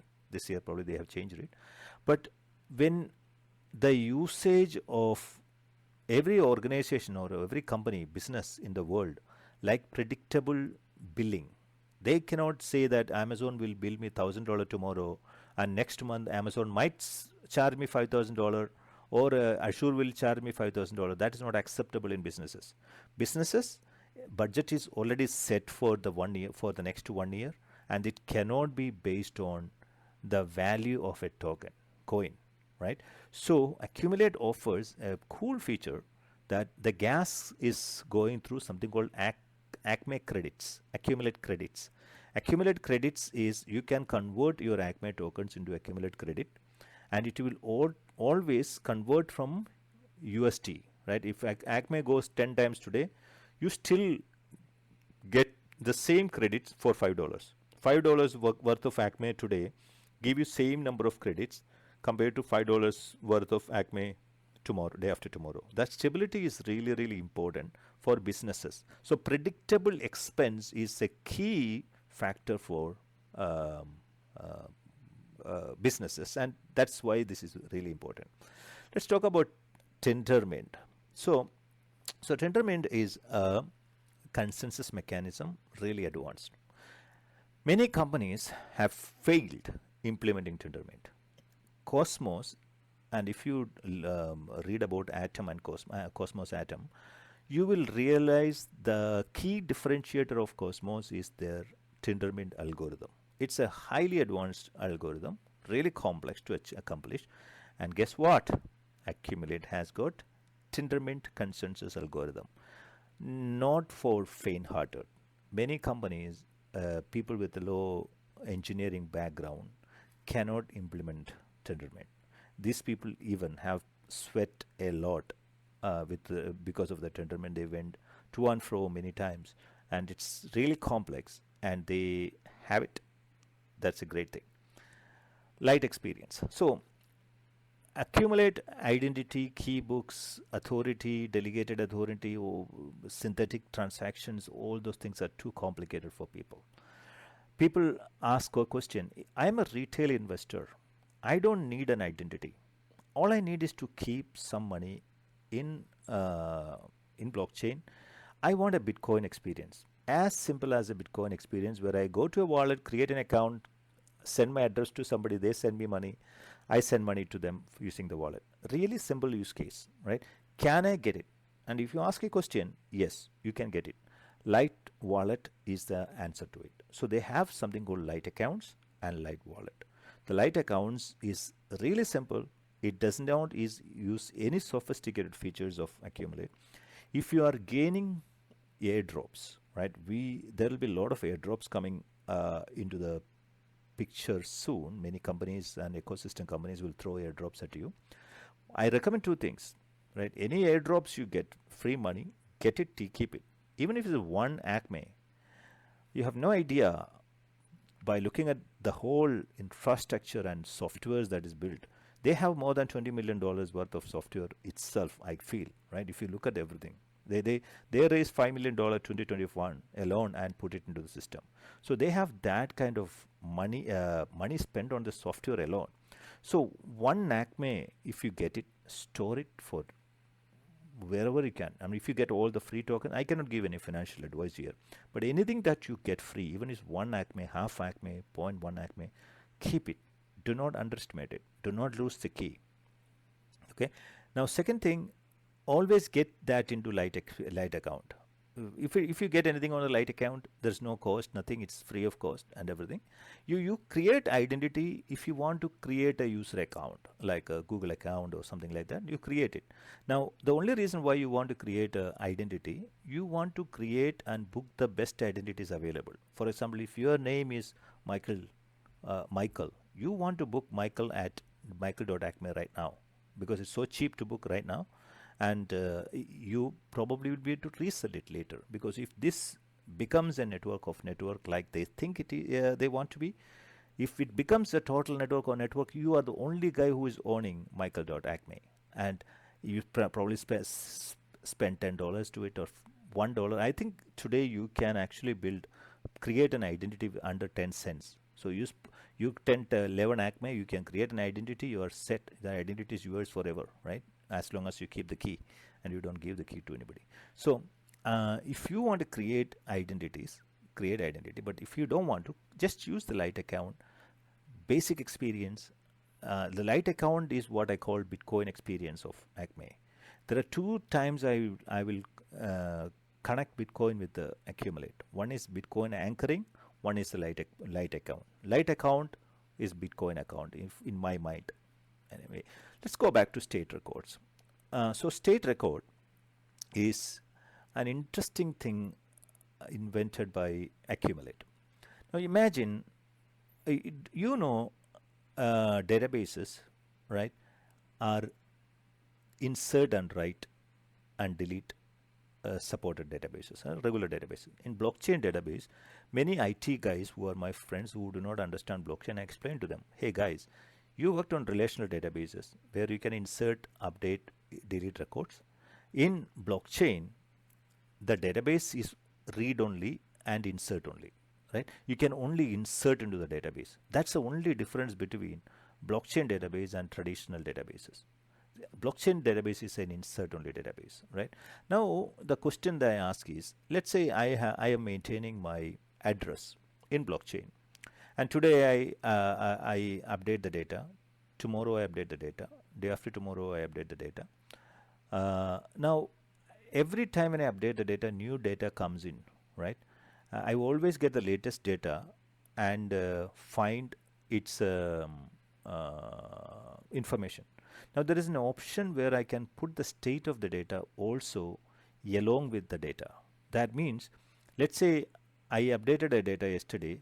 Today I'm updating data, and I put today's data as state of the data, right? Tomorrow I update the data again, but I don't update the state data. So when I pull the tomorrow's database record from database, I see tomorrow's data as the main data, and the state data will be yesterday's data. And why do we need state data? It's mostly for database versioning, right? Anytime when you send information to database, if it is not fully approved, there are draft data and things like that, you might want to send only the state data, right? You keep the state data so that you know what is the state of it. That's approved data. For example, if you are building a website, you create the website information into the database, but there are many often you put a unpublished data into the database and it will never be published because the website rendering machine will fetch the data and read the data from the state data rather than the main data. So state data is approved data. So state data will provide you with an idea or a concept where you can mimic an updatable data, right? It's in backend, it doesn't update it, but in the front end, when you query it, you feel like this is an updatable data, right? You always read the state data, you always fetch the latest data and always check the state data, and it can always be updated. That's the way I look at it. And it's very, really, really important when a database point of view. I will show you some examples when we talk about material.com. Material.com provides some good examples on how state records being engaged, and state records and scratch transactions, they all can be connected together and they are linked together. Okay, now we are making progress, almost 14 completed, only 55 more to go. I'll go much more faster. Deflationary supply design. What happens in accumulate is every time when you spend gas, that gas money is collected and sent to unsupplied bucket. There is 210 million tokens never supplied. It's in the unsupplied territory. Just like Bitcoin, it has a 4-year halving, and every 4 year it will halve more, and it has got maximum supply of only 500 million. You cannot have more than 500 million Acme. 290 Acme is in circulation, right? Total circulation, and actual circulation is around 280 million, and a lot of that is staked in the natively. Around 30 million tokens are in Ethereum, maybe 10 million in BNB and Arbitrum. So overall, 290 million Acme. 16% of Acme is taken out of from the uncirculated supply and dumped into the market as staking rewards every year, right? That means around 30 million, or 16% is around, how much is it? I am 210, maybe 30 million tokens are distributed yearly, but it will be halved every 4 years. It's going to come down drastically, right? At the same time, every time when you spend a single dollar on gas, that money goes back to the unsupplied, uncirculated supply. What it means is, if tomorrow so many people start using Accumulate, the transaction will go up, and more transaction means the gas fee will go up, and it might even catch up or even do better than the supply. Then it could be deflationary in nature if we have huge transactions, and there's a good possibility that we could have huge transactions if we launch all the apps real soon, right? Staking protocol. So they have a staking protocol, 16 to 18% of staking given for large accounts, minimum 50,000 coins needed to stake natively. The staking protocol is native, so you don't have much risk. Slashing is there, but it's not. I think if you have more than 50,000 coins, you should consider staking it the natively. There is also liquid staking provided by Refinance. Accumulated Refinance, that's a third-party company based out of multiple countries, and they are also giving liquid staking and the Ethereum and Arbitrum networks, but they are not foundation provided. Foundation, the native staking protocol is provided by the foundation. So I have I staked everywhere personally, but the staking protocol is what I call a layer 1 protocol or layer 2 protocol in Accumulate, because this protocol was created on top of Accumulate layer 1, right? Accounts proof structure. I briefly spoke about account proof structure. What it means is you create the proof structure based on every transaction that happens on an account, a token account or a data account, wherever it is. That means, let's say you have a database, a data account with addresses, right? Your past addresses. Every time when the address changes, the proof structure will change for that particular account. That means the whole account can be, the proof can be taken up and replicated somewhere else in a different SaaS application. That application can check the proof structure without even getting the data from here if it has data there. So it can check the data there, create the proof structure, store the proof structure there. They can always come to the data account, get the latest proof and validate it. So tomorrow, for example, near platform, right? You are using data account in near platform. If you want to get the address, you have to go to near platform, get the address, copy it, do the proof validation with the data that is fetched from near platform in the new server, right? It is not based on a independent account proof structure. If you have to do this with the independent account proof structure, the blockchain itself has to provide a way to create a proof structure within the account, and that is available in Accumulate. That's a big deal. It's a huge deal for uh, uh, high throughput applications like IoT applications and AI applications. They can't go and fetch a lot of information from a different system each time they have to validate a proof. They should be able to do that using hashes, right? Hashes are very small data amount of data using which they should be able to do that, right? Now, lightweight validator, I spoke about it. Account proof structure makes it possible to create lightweight validators. Every validator running on your mobile phone does not need a lot of data to validate.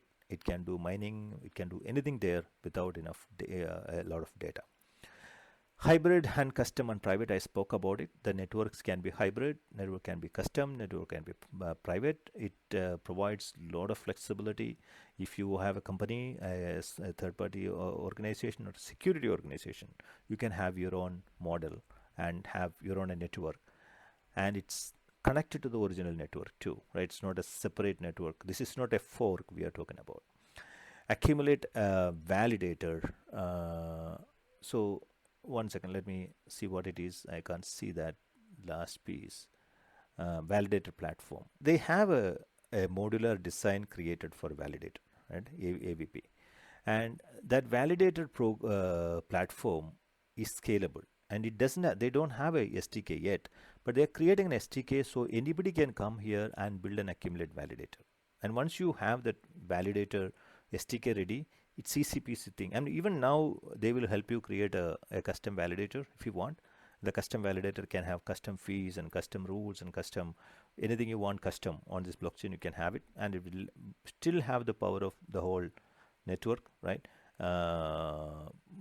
However, it needs some extra work. But what we are trying to do is generate this custom validator network using AI agents.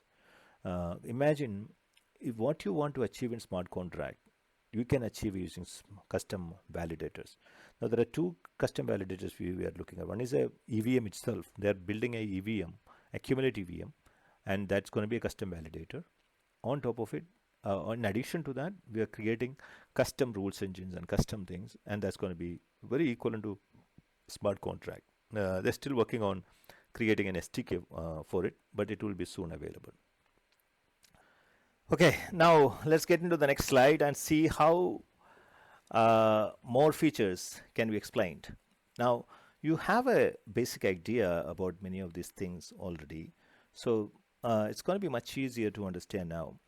Now, let's talk about reverse anchoring and anchoring itself. So, anchoring is a process where you take the proof from accumulate and send it to another chain like Ethereum or Bitcoin and put the proof data there. For example, you could take the latest transaction data, take the anchor data and the signature and whatever you want, and copy that over to Ethereum, right? Now, once if the data is in Ethereum, Ethereum can independently validate if the data is currently genuine, right? So there are two-step processes. One is an anchoring bridge, a bridge that will send data from accumulate to Ethereum, and that will constantly update Ethereum data, a smart contract data store, right, with all the data. And the anchoring system will probably run every 5 minutes or 1 hour, depends on the cost of transactions, gas fee, and need of the business and everything. And every business can set it up, or they can use our common data. A transaction that needs to validate certain things in Ethereum, for example, let's say we want to build an account abstraction project, which we already built. We have live projects that can demonstrate this to you. So The anchoring program will send information to Ethereum nonstop, and Ethereum, the account abstraction project will probably ask a smart contract to do certain things. That smart contract will go to Ethereum data store and check the anchor store and check the anchor, validate it, and approve it. Right? This is a theory. So the anchoring engine is made possible in Accumulate because Accumulate is so solid because of its proof structure, right? The reverse anchoring is just opposite of that, right? We anchor the data here, and because this is a data platform, so what we store in Ethereum is keys. Ethereum, we cannot store huge data and large strings in Ethereum. Ethereum is not good for that. It's too costly, too inefficient, too much gas fee. Organizations and enterprises do not like it. So you usually keep keys and addresses in Ethereum smart contracts. But in Accumulate, on the other way around, it's natively it allows JSON data and string data. Give you when you see an example, you will understand better.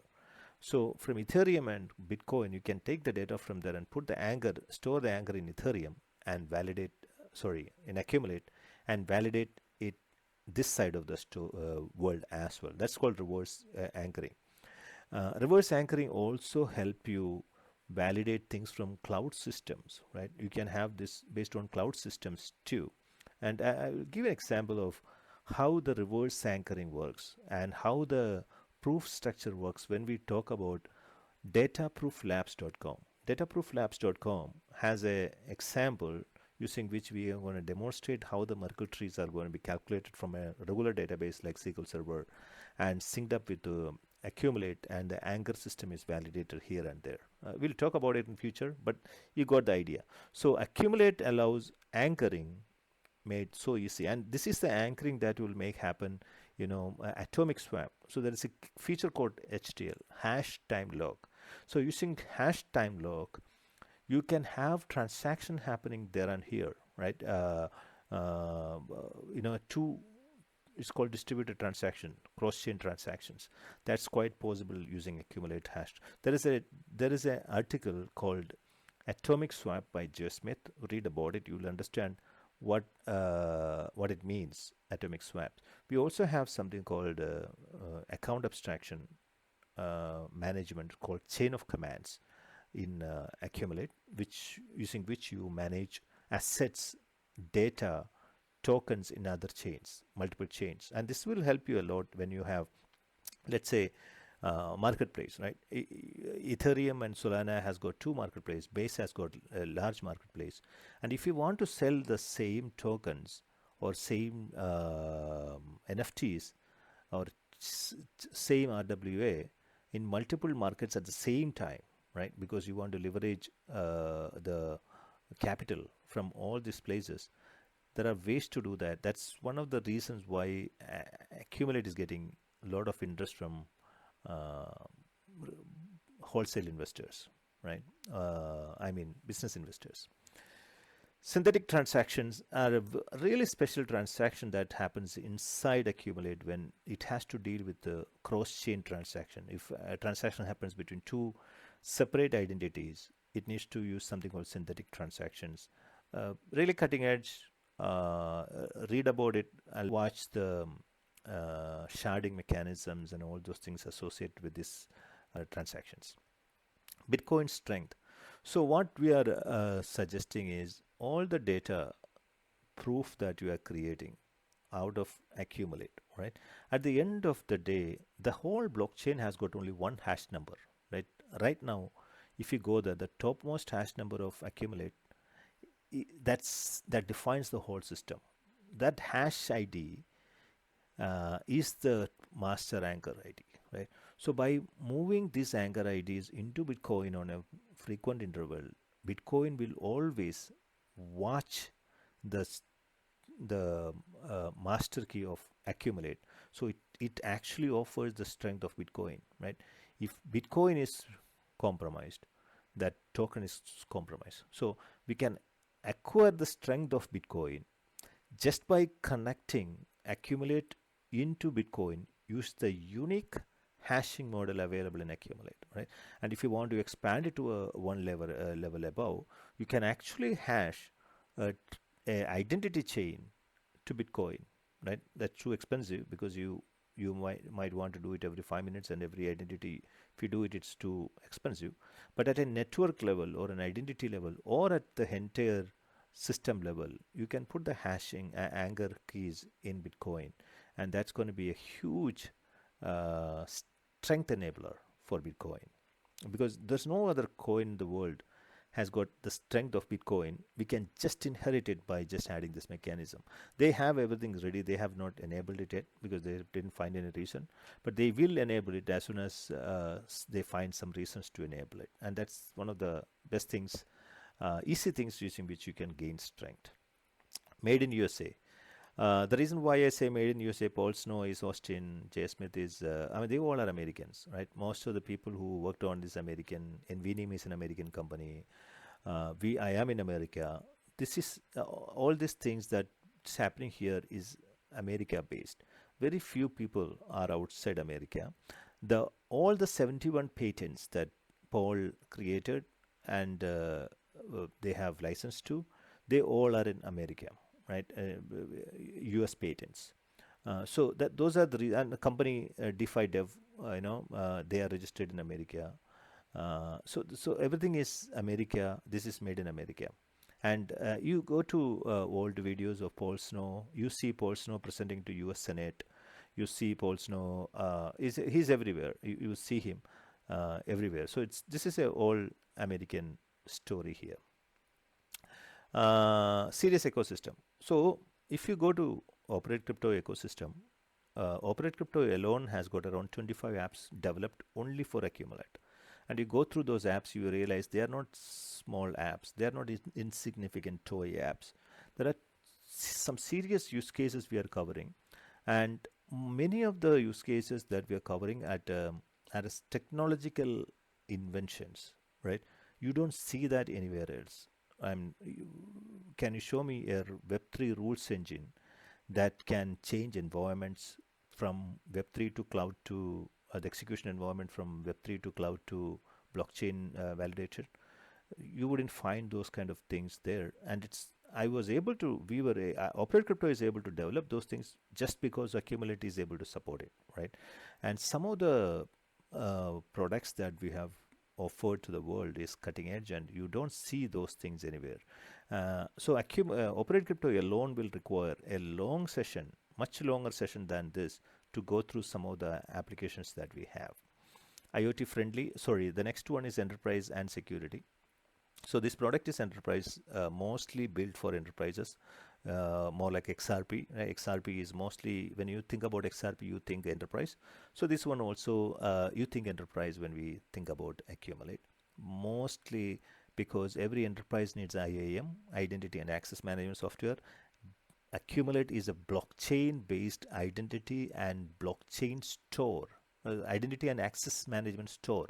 It stores the keybooks, the rights, access.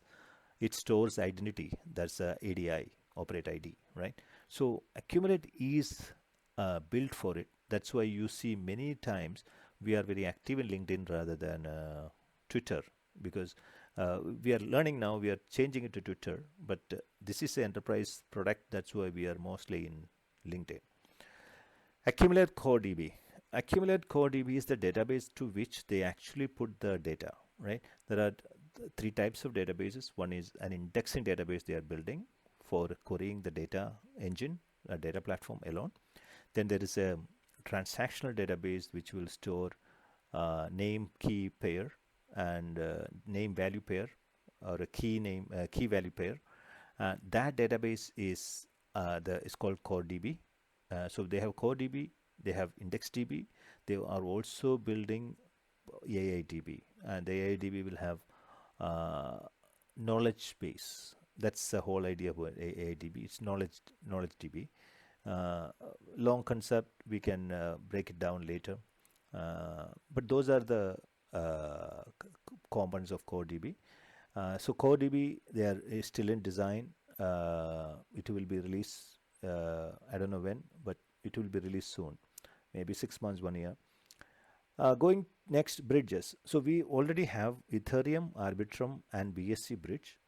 Uh, Anton is the accumulator refinance CEO. He will create a base network bridge as well. So when that comes, we will have four networks. We don't know about other. I don't currently don't know what other bridges they will build. We are seriously looking at building a data anchor bridge that will provide anchoring to Ethereum or base. That is also in discussion now. Governance model. So uh, there are several governances, right? One is governance model of accumulator foundation. There are like governance committee, they all vote and they make decisions, and it's all regular like any other blockchain, distributed blockchain. They have a very well working governance model. The governance model I wanted to mention here is very different, right? So every so the way we look at it, Operate ID and OperateCrypto.com, we have a specification here called discovery specification. Discovery specification will allow you to find entities, people, assets, anything you want using a predetermined specification. Now, what we do here is in the governance model, let's say, let's talk about an example of Koboto, right? Koboto.com is a website development platform for built on top of Accumulate. What does it do? It You can go create an identity in Accumulate using the wallet, create a website, launch it, done. Right? You are done with it. You go and create everything. Now that website is offered by a company called Koboto. So the provider of the website is Koboto, right? But the Koboto is built using certain governance principles, right? Even though Koboto owns that project, they have build that product using their governance principle, their own provider principles. The governance committee of that website building is Operate Crypto. So what it means is that if Koboto wants to build something in our specification, and if you want the trust or a stamp or what called the emblem of the governance committee, that is Operate Crypto, you need to put Operate Crypto as the governance body into your provider, right? So we are providing a governance and a provider and customers, clients. So as a client, when you go there and try to get into Koboto, you don't know who is Koboto, but you know who is Operate Crypto is, or you know what Accumulate is. So you say, oh, does Accumulate approve this? Did Accumulate certify this? Yeah, I think I see Accumulate certificate. Then I'm going in. So basically, the providers have an ability to get some governance on what they are doing, right? This is as simple as, just imagine you have a smart contract that is audited by a company, but the audited company does not give you any guarantee that it will be working in certain way, right?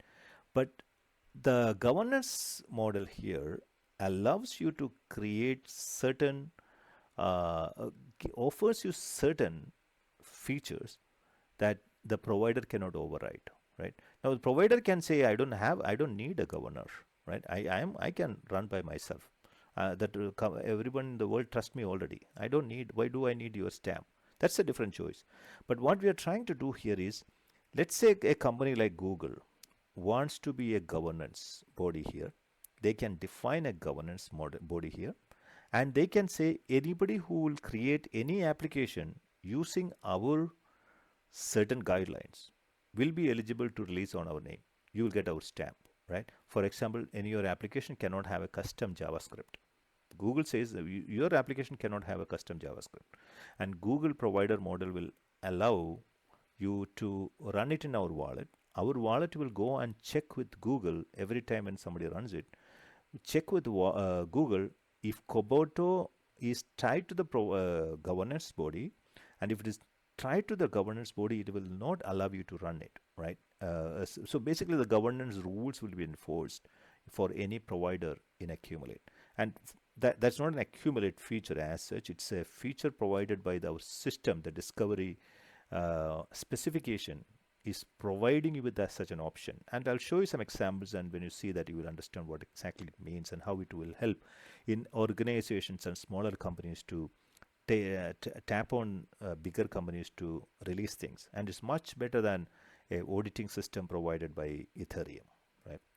Now let's go to distributed tokens. That's not a feature. What it means to say that for the past 15 years, Acme has been distributed, and it's distributed.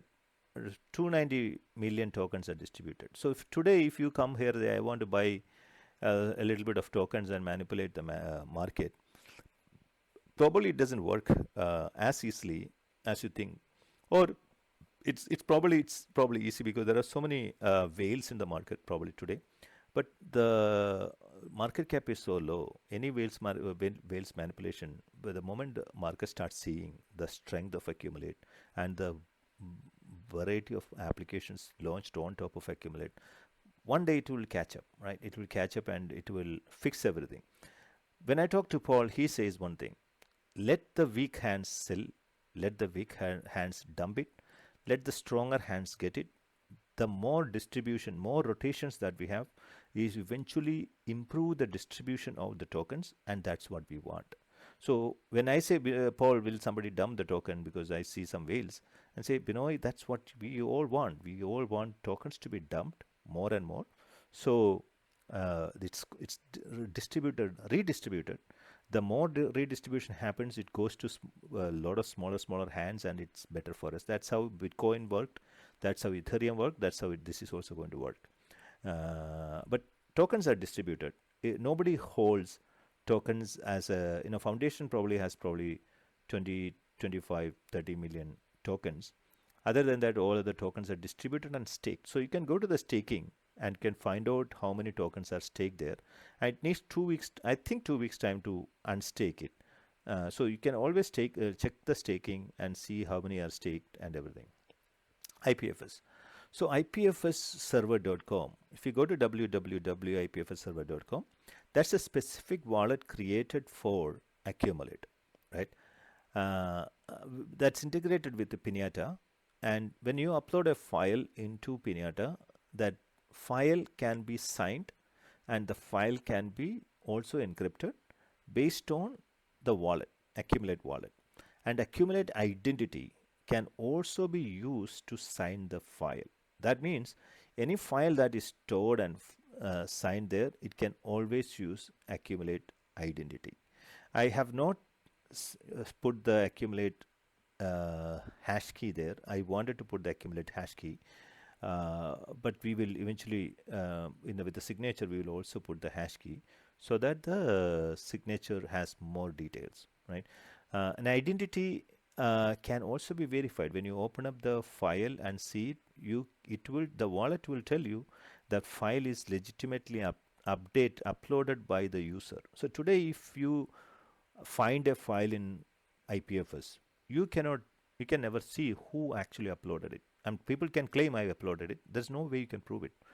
But with this technology, with our wallet, if you upload an IPFS file and send that file to somebody saying that I uploaded it, you can prove that in the court of law, that person, the file was uploaded by the person. You have a signature from him. You can validate his identity because his identity was already verified earlier, right? All you need to do is get a KYC on his identity. If somebody says this identity is mine and you give a KYC, that's good enough. Any file that is uploaded by him, the identity is already validated by a court of law. You can always say the file is uploaded by this identity so that this person signed a contract with me, right? So any contract signing, anything that you want to do, use the IPFS wallet. Do not use emails. Emails will not have validity in the court of law compared to an IPFS solution because it's based on hash and digital cryptographic proof. Going to the next one, signing messages. I spoke about it in the IPFS message, as well as you can sign messages that you send it to database, right? You can just sign any data that you are sending to the data accounts. Data accounts anyway will sign. There's a signature on every transaction that happens in Accumulate. But if you want to put your own sign and signature information in the document itself, that's quite possible. Today, you can store information to accumulate with the encryption. For example, you put a data and you say encrypt it. You can encrypt it with a password. You can say encrypt with my secret password, and anybody in the world will be able to open up that file only with that password anywhere, right? Without the password, they cannot open it until quantum computing comes on play. You can also encrypt that file with your private key, public key, your key basically, your wallet key. That means only your wallet can open it ever, any data that is given. You can also do that with a random key, third key. There are 5 options to encrypt data into if using the wallet, any data that you send to your database or backend or wherever it is. DID. DID is very different from operate ID, but we want to beat DID. DID, we feel is slightly older technology, wide adoption, but we want to use DID later.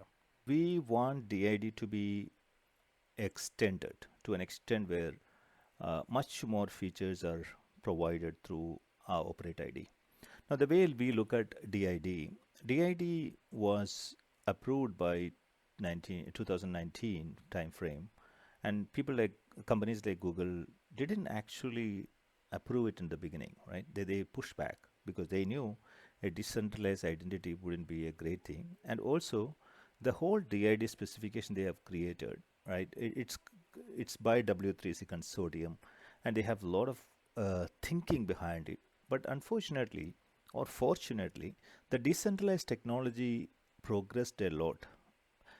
We have several new techs like RWA or IP, the deep in technologies. They all have evolved a lot. So, and at the same time, the SaaS technologies are also evolving.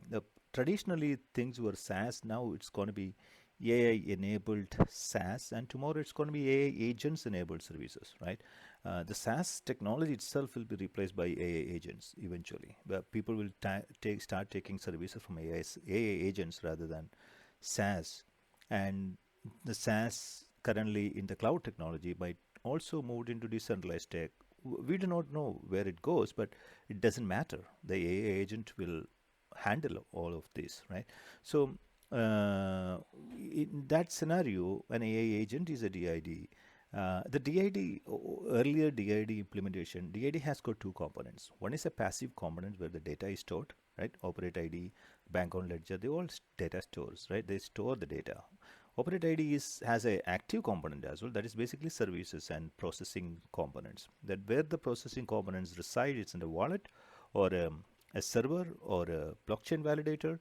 Those are immaterial because the active component that can do compute and processing on the DID process, that needs a huge improvement compared to the earlier DID. So that's why our operate ID is much sophisticated, and that's made possible only because of the multisig and keybooks capabilities of accumulate along with the data storage. Anyway, we will read about operate ID, and we will eventually reveal how individual components, there are so many components in it, we need to go one by one, how individual components will help build a DID plus system. LLM services. So mostly the LLM services, we are looking at the data side of blockchains, right? Sorry, AI products. So AI agent is one piece. The data side of it, creating RAG, the knowledge base within blockchain, how to create a private knowledge base in the private network, how to create encrypted knowledge base that can only be accessed by provided and provisioned by security rules. So there are a lot of things that we need to talk about in LLM services. Currently, it's at a very infant state. We are in the design mode. There are 2-3 projects going on. Metal AI is one specific product. We are focusing a lot on LLM, low code, and AI. Going to the NFA and NFT. So NFT is, if you know, it's a token, a unique token in Ethereum EVM platform, right? An NFT is not we cannot duplicate it. That's it's non-fungible, right? In Accumulate, along with an NFA or NFT, NFT is always a URL. In Ethereum world, it's just a key, address, right? It's a unfriendly address for humans, right? But in Accumulate, it's just a URL. The interesting thing about that URL is you can actually put a keybook under the URL. You can put security under the URL. You can put more objects under the URL, right? You can create just an identity and you call it an NFT, NFT1, and you put a keybook under that NFT. So only you have access to that key, that NFT in the future, or people you want to have access to the future. And we create 3 segments under NFT. One is a user segment. That means the current owner of the NFT can update, edit, change, do anything you want, right? Then a shared segment where NFT owner and the user together can update it mutually, together or individually. Means both need to be approving the transaction, or one of them should be approving the transaction model, right? In that's a shared area. And then the third area is called creator area. In the creator area, only the creator of the NFT can update. So there are 3 segments within NFT, and that's what we call NFA. And if you really look at it, it's beautiful, right? You can transfer an NFT to anybody just by the transfer of a key, right? All we need to do is swap the key, the NFT is transferred. Piece of cake. Now, when you start the NFT, when you mint the NFT, you create the keybooks, because keybook creation is expensive, right? It's probably 10 times or more than, maybe 20 times more expensive than creating an identity. So you create a sub identity, that's your NFT, under which you can create 3 areas: user, creator, and shared. And under the creator area, you can create a database. User area, you can create a database. Other area, so you create 3 databases and manage 3 databases. Now you can also put currencies, tokens into individual areas. That means if you put tokens in NFT users area, that means that token is owned by user and nobody else can access it. But imagine you put the tokens in the shared area. That means the creator is offering you that token, but still staked. That means you cannot get the token assets. You can only get the token assets on the staking time, unlocking time, or the user wants to really do that. But that's a promise, because the creator cannot even withdraw it without your permission. So the only option that creator can do now is the money has to be given to you, or the money will be locked forever, right? Unless you sign the transaction, money doesn't come to you, right? So creator can give you locked keys to your NFT accounts without even asking you or checking with you. So this gives you a lot of information. And when you have an NFT, you can have a website for an NFT. Really easy to create a website for your own NFT. You can create only a creator can create an NFT website under your creator area, but you can create in your area, right? You can have 3 websites in your NFT. I'm not talking about the NFT collection. I'm talking about one NFT alone can have website. Now imagine if you extend the whole idea in RWS segment. RWA project has got much more data than a traditional NFA project, right? That's why we call it NFA. It's an asset. NFT is an asset. It can have coins. So basically NFA is an account for you, which can carry a lot of data, asset, rights, right? Data, assets, and rights. Important. There are 3 things you can hold in any Accumulate wallet or any Accumulate account. And these 3 things are really powerful in RWA, because you can put all your master data of your RWA into your Accumulate NFA, and you can sync up this NFA with other blockchains like Ethereum or any other places. The chain of command will help you sync up, or you can create your own ways to sync it up. But the master data, the chain of command, will always be accumulate if you want, and the data will be always available in other network. And remember, Ethereum cannot hold all the data, but they can hold the hash of the data. And our anchoring mechanism will help you validate the hash. That means you don't have to worry about coming back to accumulate and validating it, but the anchoring will help you validate it. That's why we talk about the cross blockchain data anchoring and all those things. Pretty deep, pretty impressive if you really look at it, right? Going to the next feature, operate discovery spec. So this is a specification. We are developing it. We have not published it yet. Some of them is published, but it's not. It's very. The documentation is really in font state, but we implemented a lot of things using operate discovery specification. And what exactly this does? So operate discovery specification will help you find the governance model, right? You can look at the data and check who is the governor of it. It will also enforce the governance if you want. It's a specification. It doesn't enforce. If you implement using the discovery specification, you can build programs that will enforce it, right? The operate discovery specification will tell you where to put the data, where to put the governance ID, what should be the specification of the ID, provider ID, and things like that. So once you have the specification provided, you can easily implement the governance model. Operate discovery also allow you to define common data dictionary.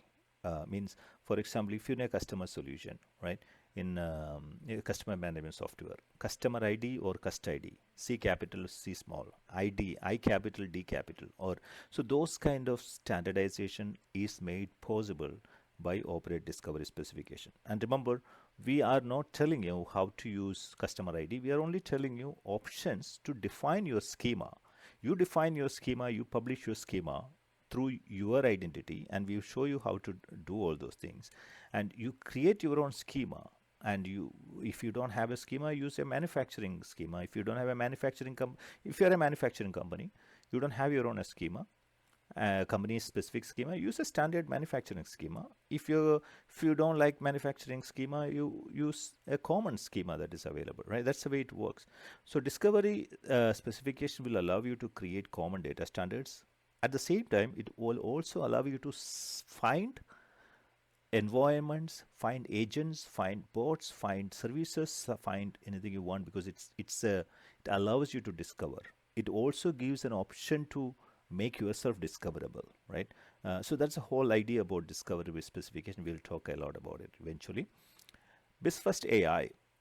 So BizFirst AI is a AI platform that will be integrated with Accumulate, and Operate AI is another platform that will be connecting BizFirst AI into Accumulate. So BizFirst AI product will have AIs integrated into Gemini AI, DeepSeek, and many such items.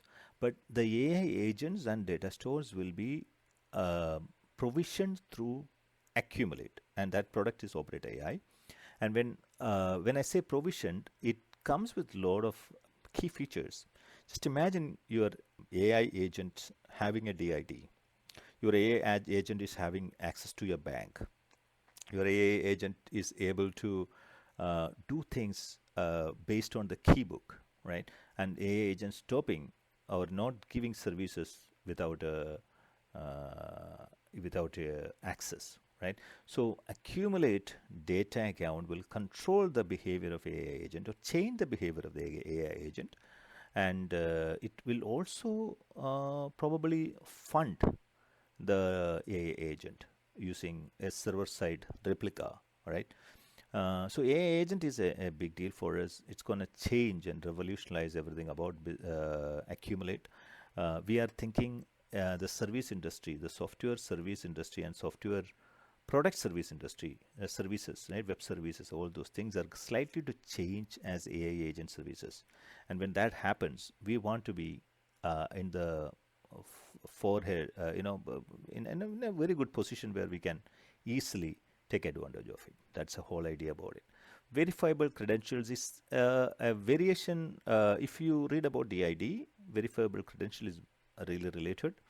We are our implementation of verifiable credential is going to be slightly different. Conceptually, it's all the same, but the implementation is going to be accumulate way, and you're going to love it. We'll talk about it later. I will do a dedicated presentation on verifiable credentials. Going to the bottom line, distributed, as I mentioned, low cap, accumulate is on 1 cent or under 1 cent, that range, right?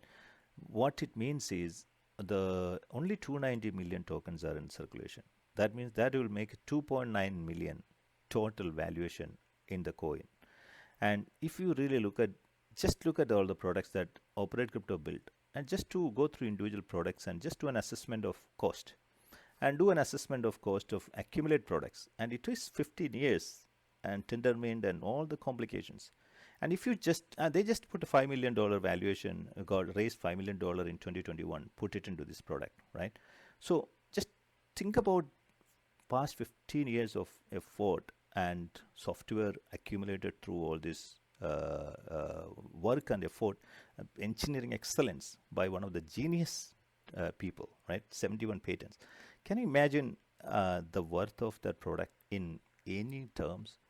Currently, valuation is so slow because marketing is weak, really weak. They never focused on marketing. They are not interested in marketing. And it's changing now. Now they are really, really interested in marketing because they thought the product will sell if it is really good. And if you just build it and keep it, they will come. That was the old way of doing things. These days, Trump coins and Melania tokens with no value, one day history will suddenly become 5 billion, or I think Trump token became 20-30 billion, something huge. I don't remember. This one is 2 million, and if you put it 1,000 times more, it's still not 2 billion, right? 2 million to 1,000 times is 2 billion. So just look at how low valuation, purely from a valuation standpoint, how low this is. This is what the best thing that could happen to accumulate. A company like Microsoft or Google, if they look at accumulate and what Operates Crypto built all together, and they look at the whole products, and they would take probably 10 days to even understand what we are talking about here, right? If I have to give a demo of Operate Crypto products alone, it would take probably 5 days. If I have to give a demo of all these products that I explained today, it will take another 5 days. So 10 continuous days of demo is needed for somebody to even understand the basics of accumulate. And imagine a Google or Microsoft understands it, right? I know, I worked with those guys before. I know how they think. They will be head over feet, right? They will not be able to even comprehend what we have built, and they will come and invest. The moment they come in and they just build 10 million Acme from somewhere, this thing will boom. But that has to happen. For that to happen, we need technologists, crypto technologists, people who understand the technology, to read the white paper, understand my this particular presentation, then go and check out the code and see whether everything tallies. And once you figure out everything tallies, you got to get some and start propagating it. That's the only way. This coin is not going up just because people don't understand anything that I mentioned. The moment the technologists understand it, they can translate it to real, retail investors who are not technologists. Then the token will automatically get value. I'm still saying this is not a marketing game. This is a real value token. Going back to the next one, content engine. So many products like certificate engine or a website wallet, they all are basically converting data into content, HTML. That's what it does. So you get a demo of Koboto or material.com or certifieditems.com, you realize there's a content engine which are safe, which does not use a custom JavaScript. It's all inbuilt JavaScript. It generates code, low code. It's called low code, no code. It's basically no code, and give you everything. And there are a lot of templates you can create and build it using the discovery specification. If you want to build your own form, it's easy peasy, right? Publish it, easy peasy. Rules engine. So this is probably the first ever Web3 rules engine in the world. What we have. I will give a demonstration later. The rules engine will blow your mind, because all you need to do is it will sequence all the rules. By a click of a button, for example, if you go to Kubota.com or a Kubota wallet, open Kubota wallet, click on create a website, and when you do that, behind the scene, the rules engine will run, create an identity, create a sub identity, create a data account, create a token account, transfer some tokens into that account, update the database with the website information, probably do 15 transactions and cost you around 15 cents, right? Because 1 cent is one Acme. 15 cents, and your website is ready, right? And behind the scene, it has done around 15 transactions, right? And it will do a lot of checks, and it's very one of the simplest rules execution, right? In a sophisticated scenario, this rules engine is capable of running a transaction which involves multi-signature, and it will run it and send a message to the next person, whoever it is, and he will automatically go and run the next transaction, right? And in that case, the state of the rules engine, right? Rules engine is running a process. The process completes the first step. After that, the state of the transaction, the entire process, will have to be saved back to the database server, maybe blockchain server or a cloud server, and the next guy will have to automatically pick it up, completes it, update the state, only he can update it, send it back to this next state, and this guy puts back again and completes the third step. So we call it a running execution. And interestingly, the running execution does not have to be only the Web3 environment, the wallet environment. It can be also a blockchain validator. It can also be a cloud server, right? So a multi-environment moving execution platform. Have you ever heard about it? And that's what we have built, right? Version 1 does not have a moving algorithm, but it has everything else. But version 2 will have the moving execution environment as well, right? This is a truly a great rules engine. Remember, the rules engine is also integrated with the AI product. And earlier days, years ago, people had only rules engine with every software. Today, everybody's having AI agents with software. So it's a little bit more sophisticated now, but our rules engine is also up to mark. Finally, Metal. Metal is a language, meta language, is created basically only for application modeling for BizFirst. So Metal is a BizFirst application modeling language using which you can create application models.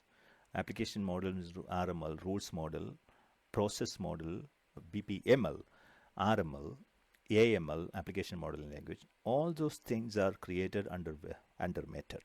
And Metal itself is huge, and operate discovery specification has one component that's called Metal. And we will talk a lot about Metal in the upcoming presentations. So I think we have gone through all the 55 key unique selling points of Accumulate.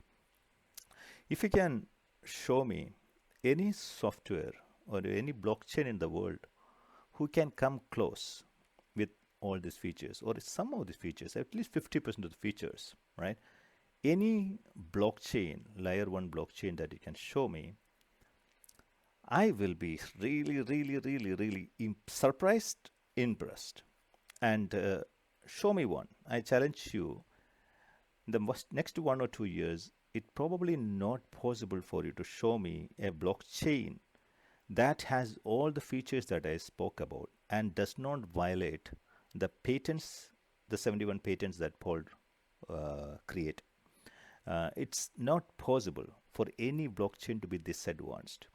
The way I found Accumulate, I went through years of history. I went through which was the blockchain that was created in 2016 that was good. So similarly, I went through the history of all blockchains, and I evaluated many of the layer 1 blockchains in the world.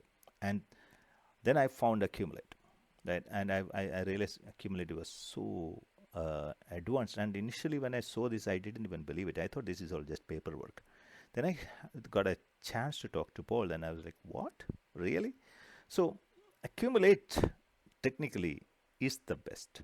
This is the best technology project, uh, layer one project ever existed, ever created. I have no doubt in my mind. I am yet to see. I reviewed Hedera, I reviewed near platform. I go to consensus and meet Hedera team. They explain to me Hedera in and out. Then we go home and read more about Hedera, near platform. All those platforms, right?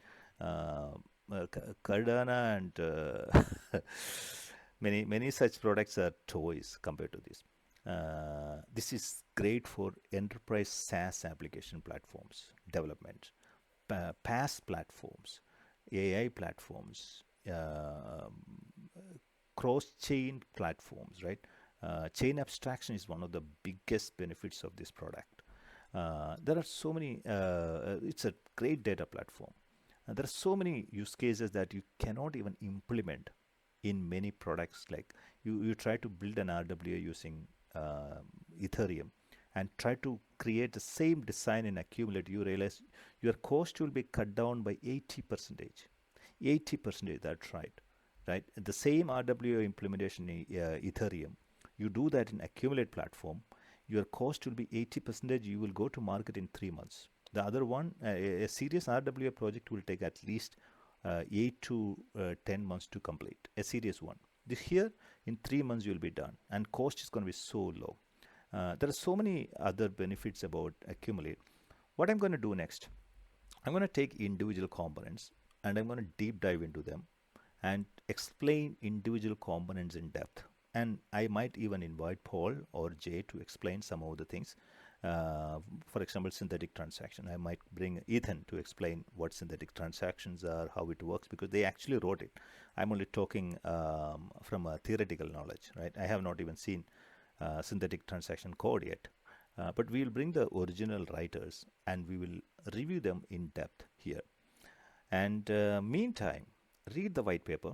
I'm going to provide some proof of evidences of whatever claims I made so that you understand, you can go through the description, understand, verify everything, right? Like Paul's presentation to the Senate, Ethereum, he was an Ethereum founder. The proof for that, everything that I can collect, I'm going to put it in the description and enjoy. Thank you very much for listening. See you.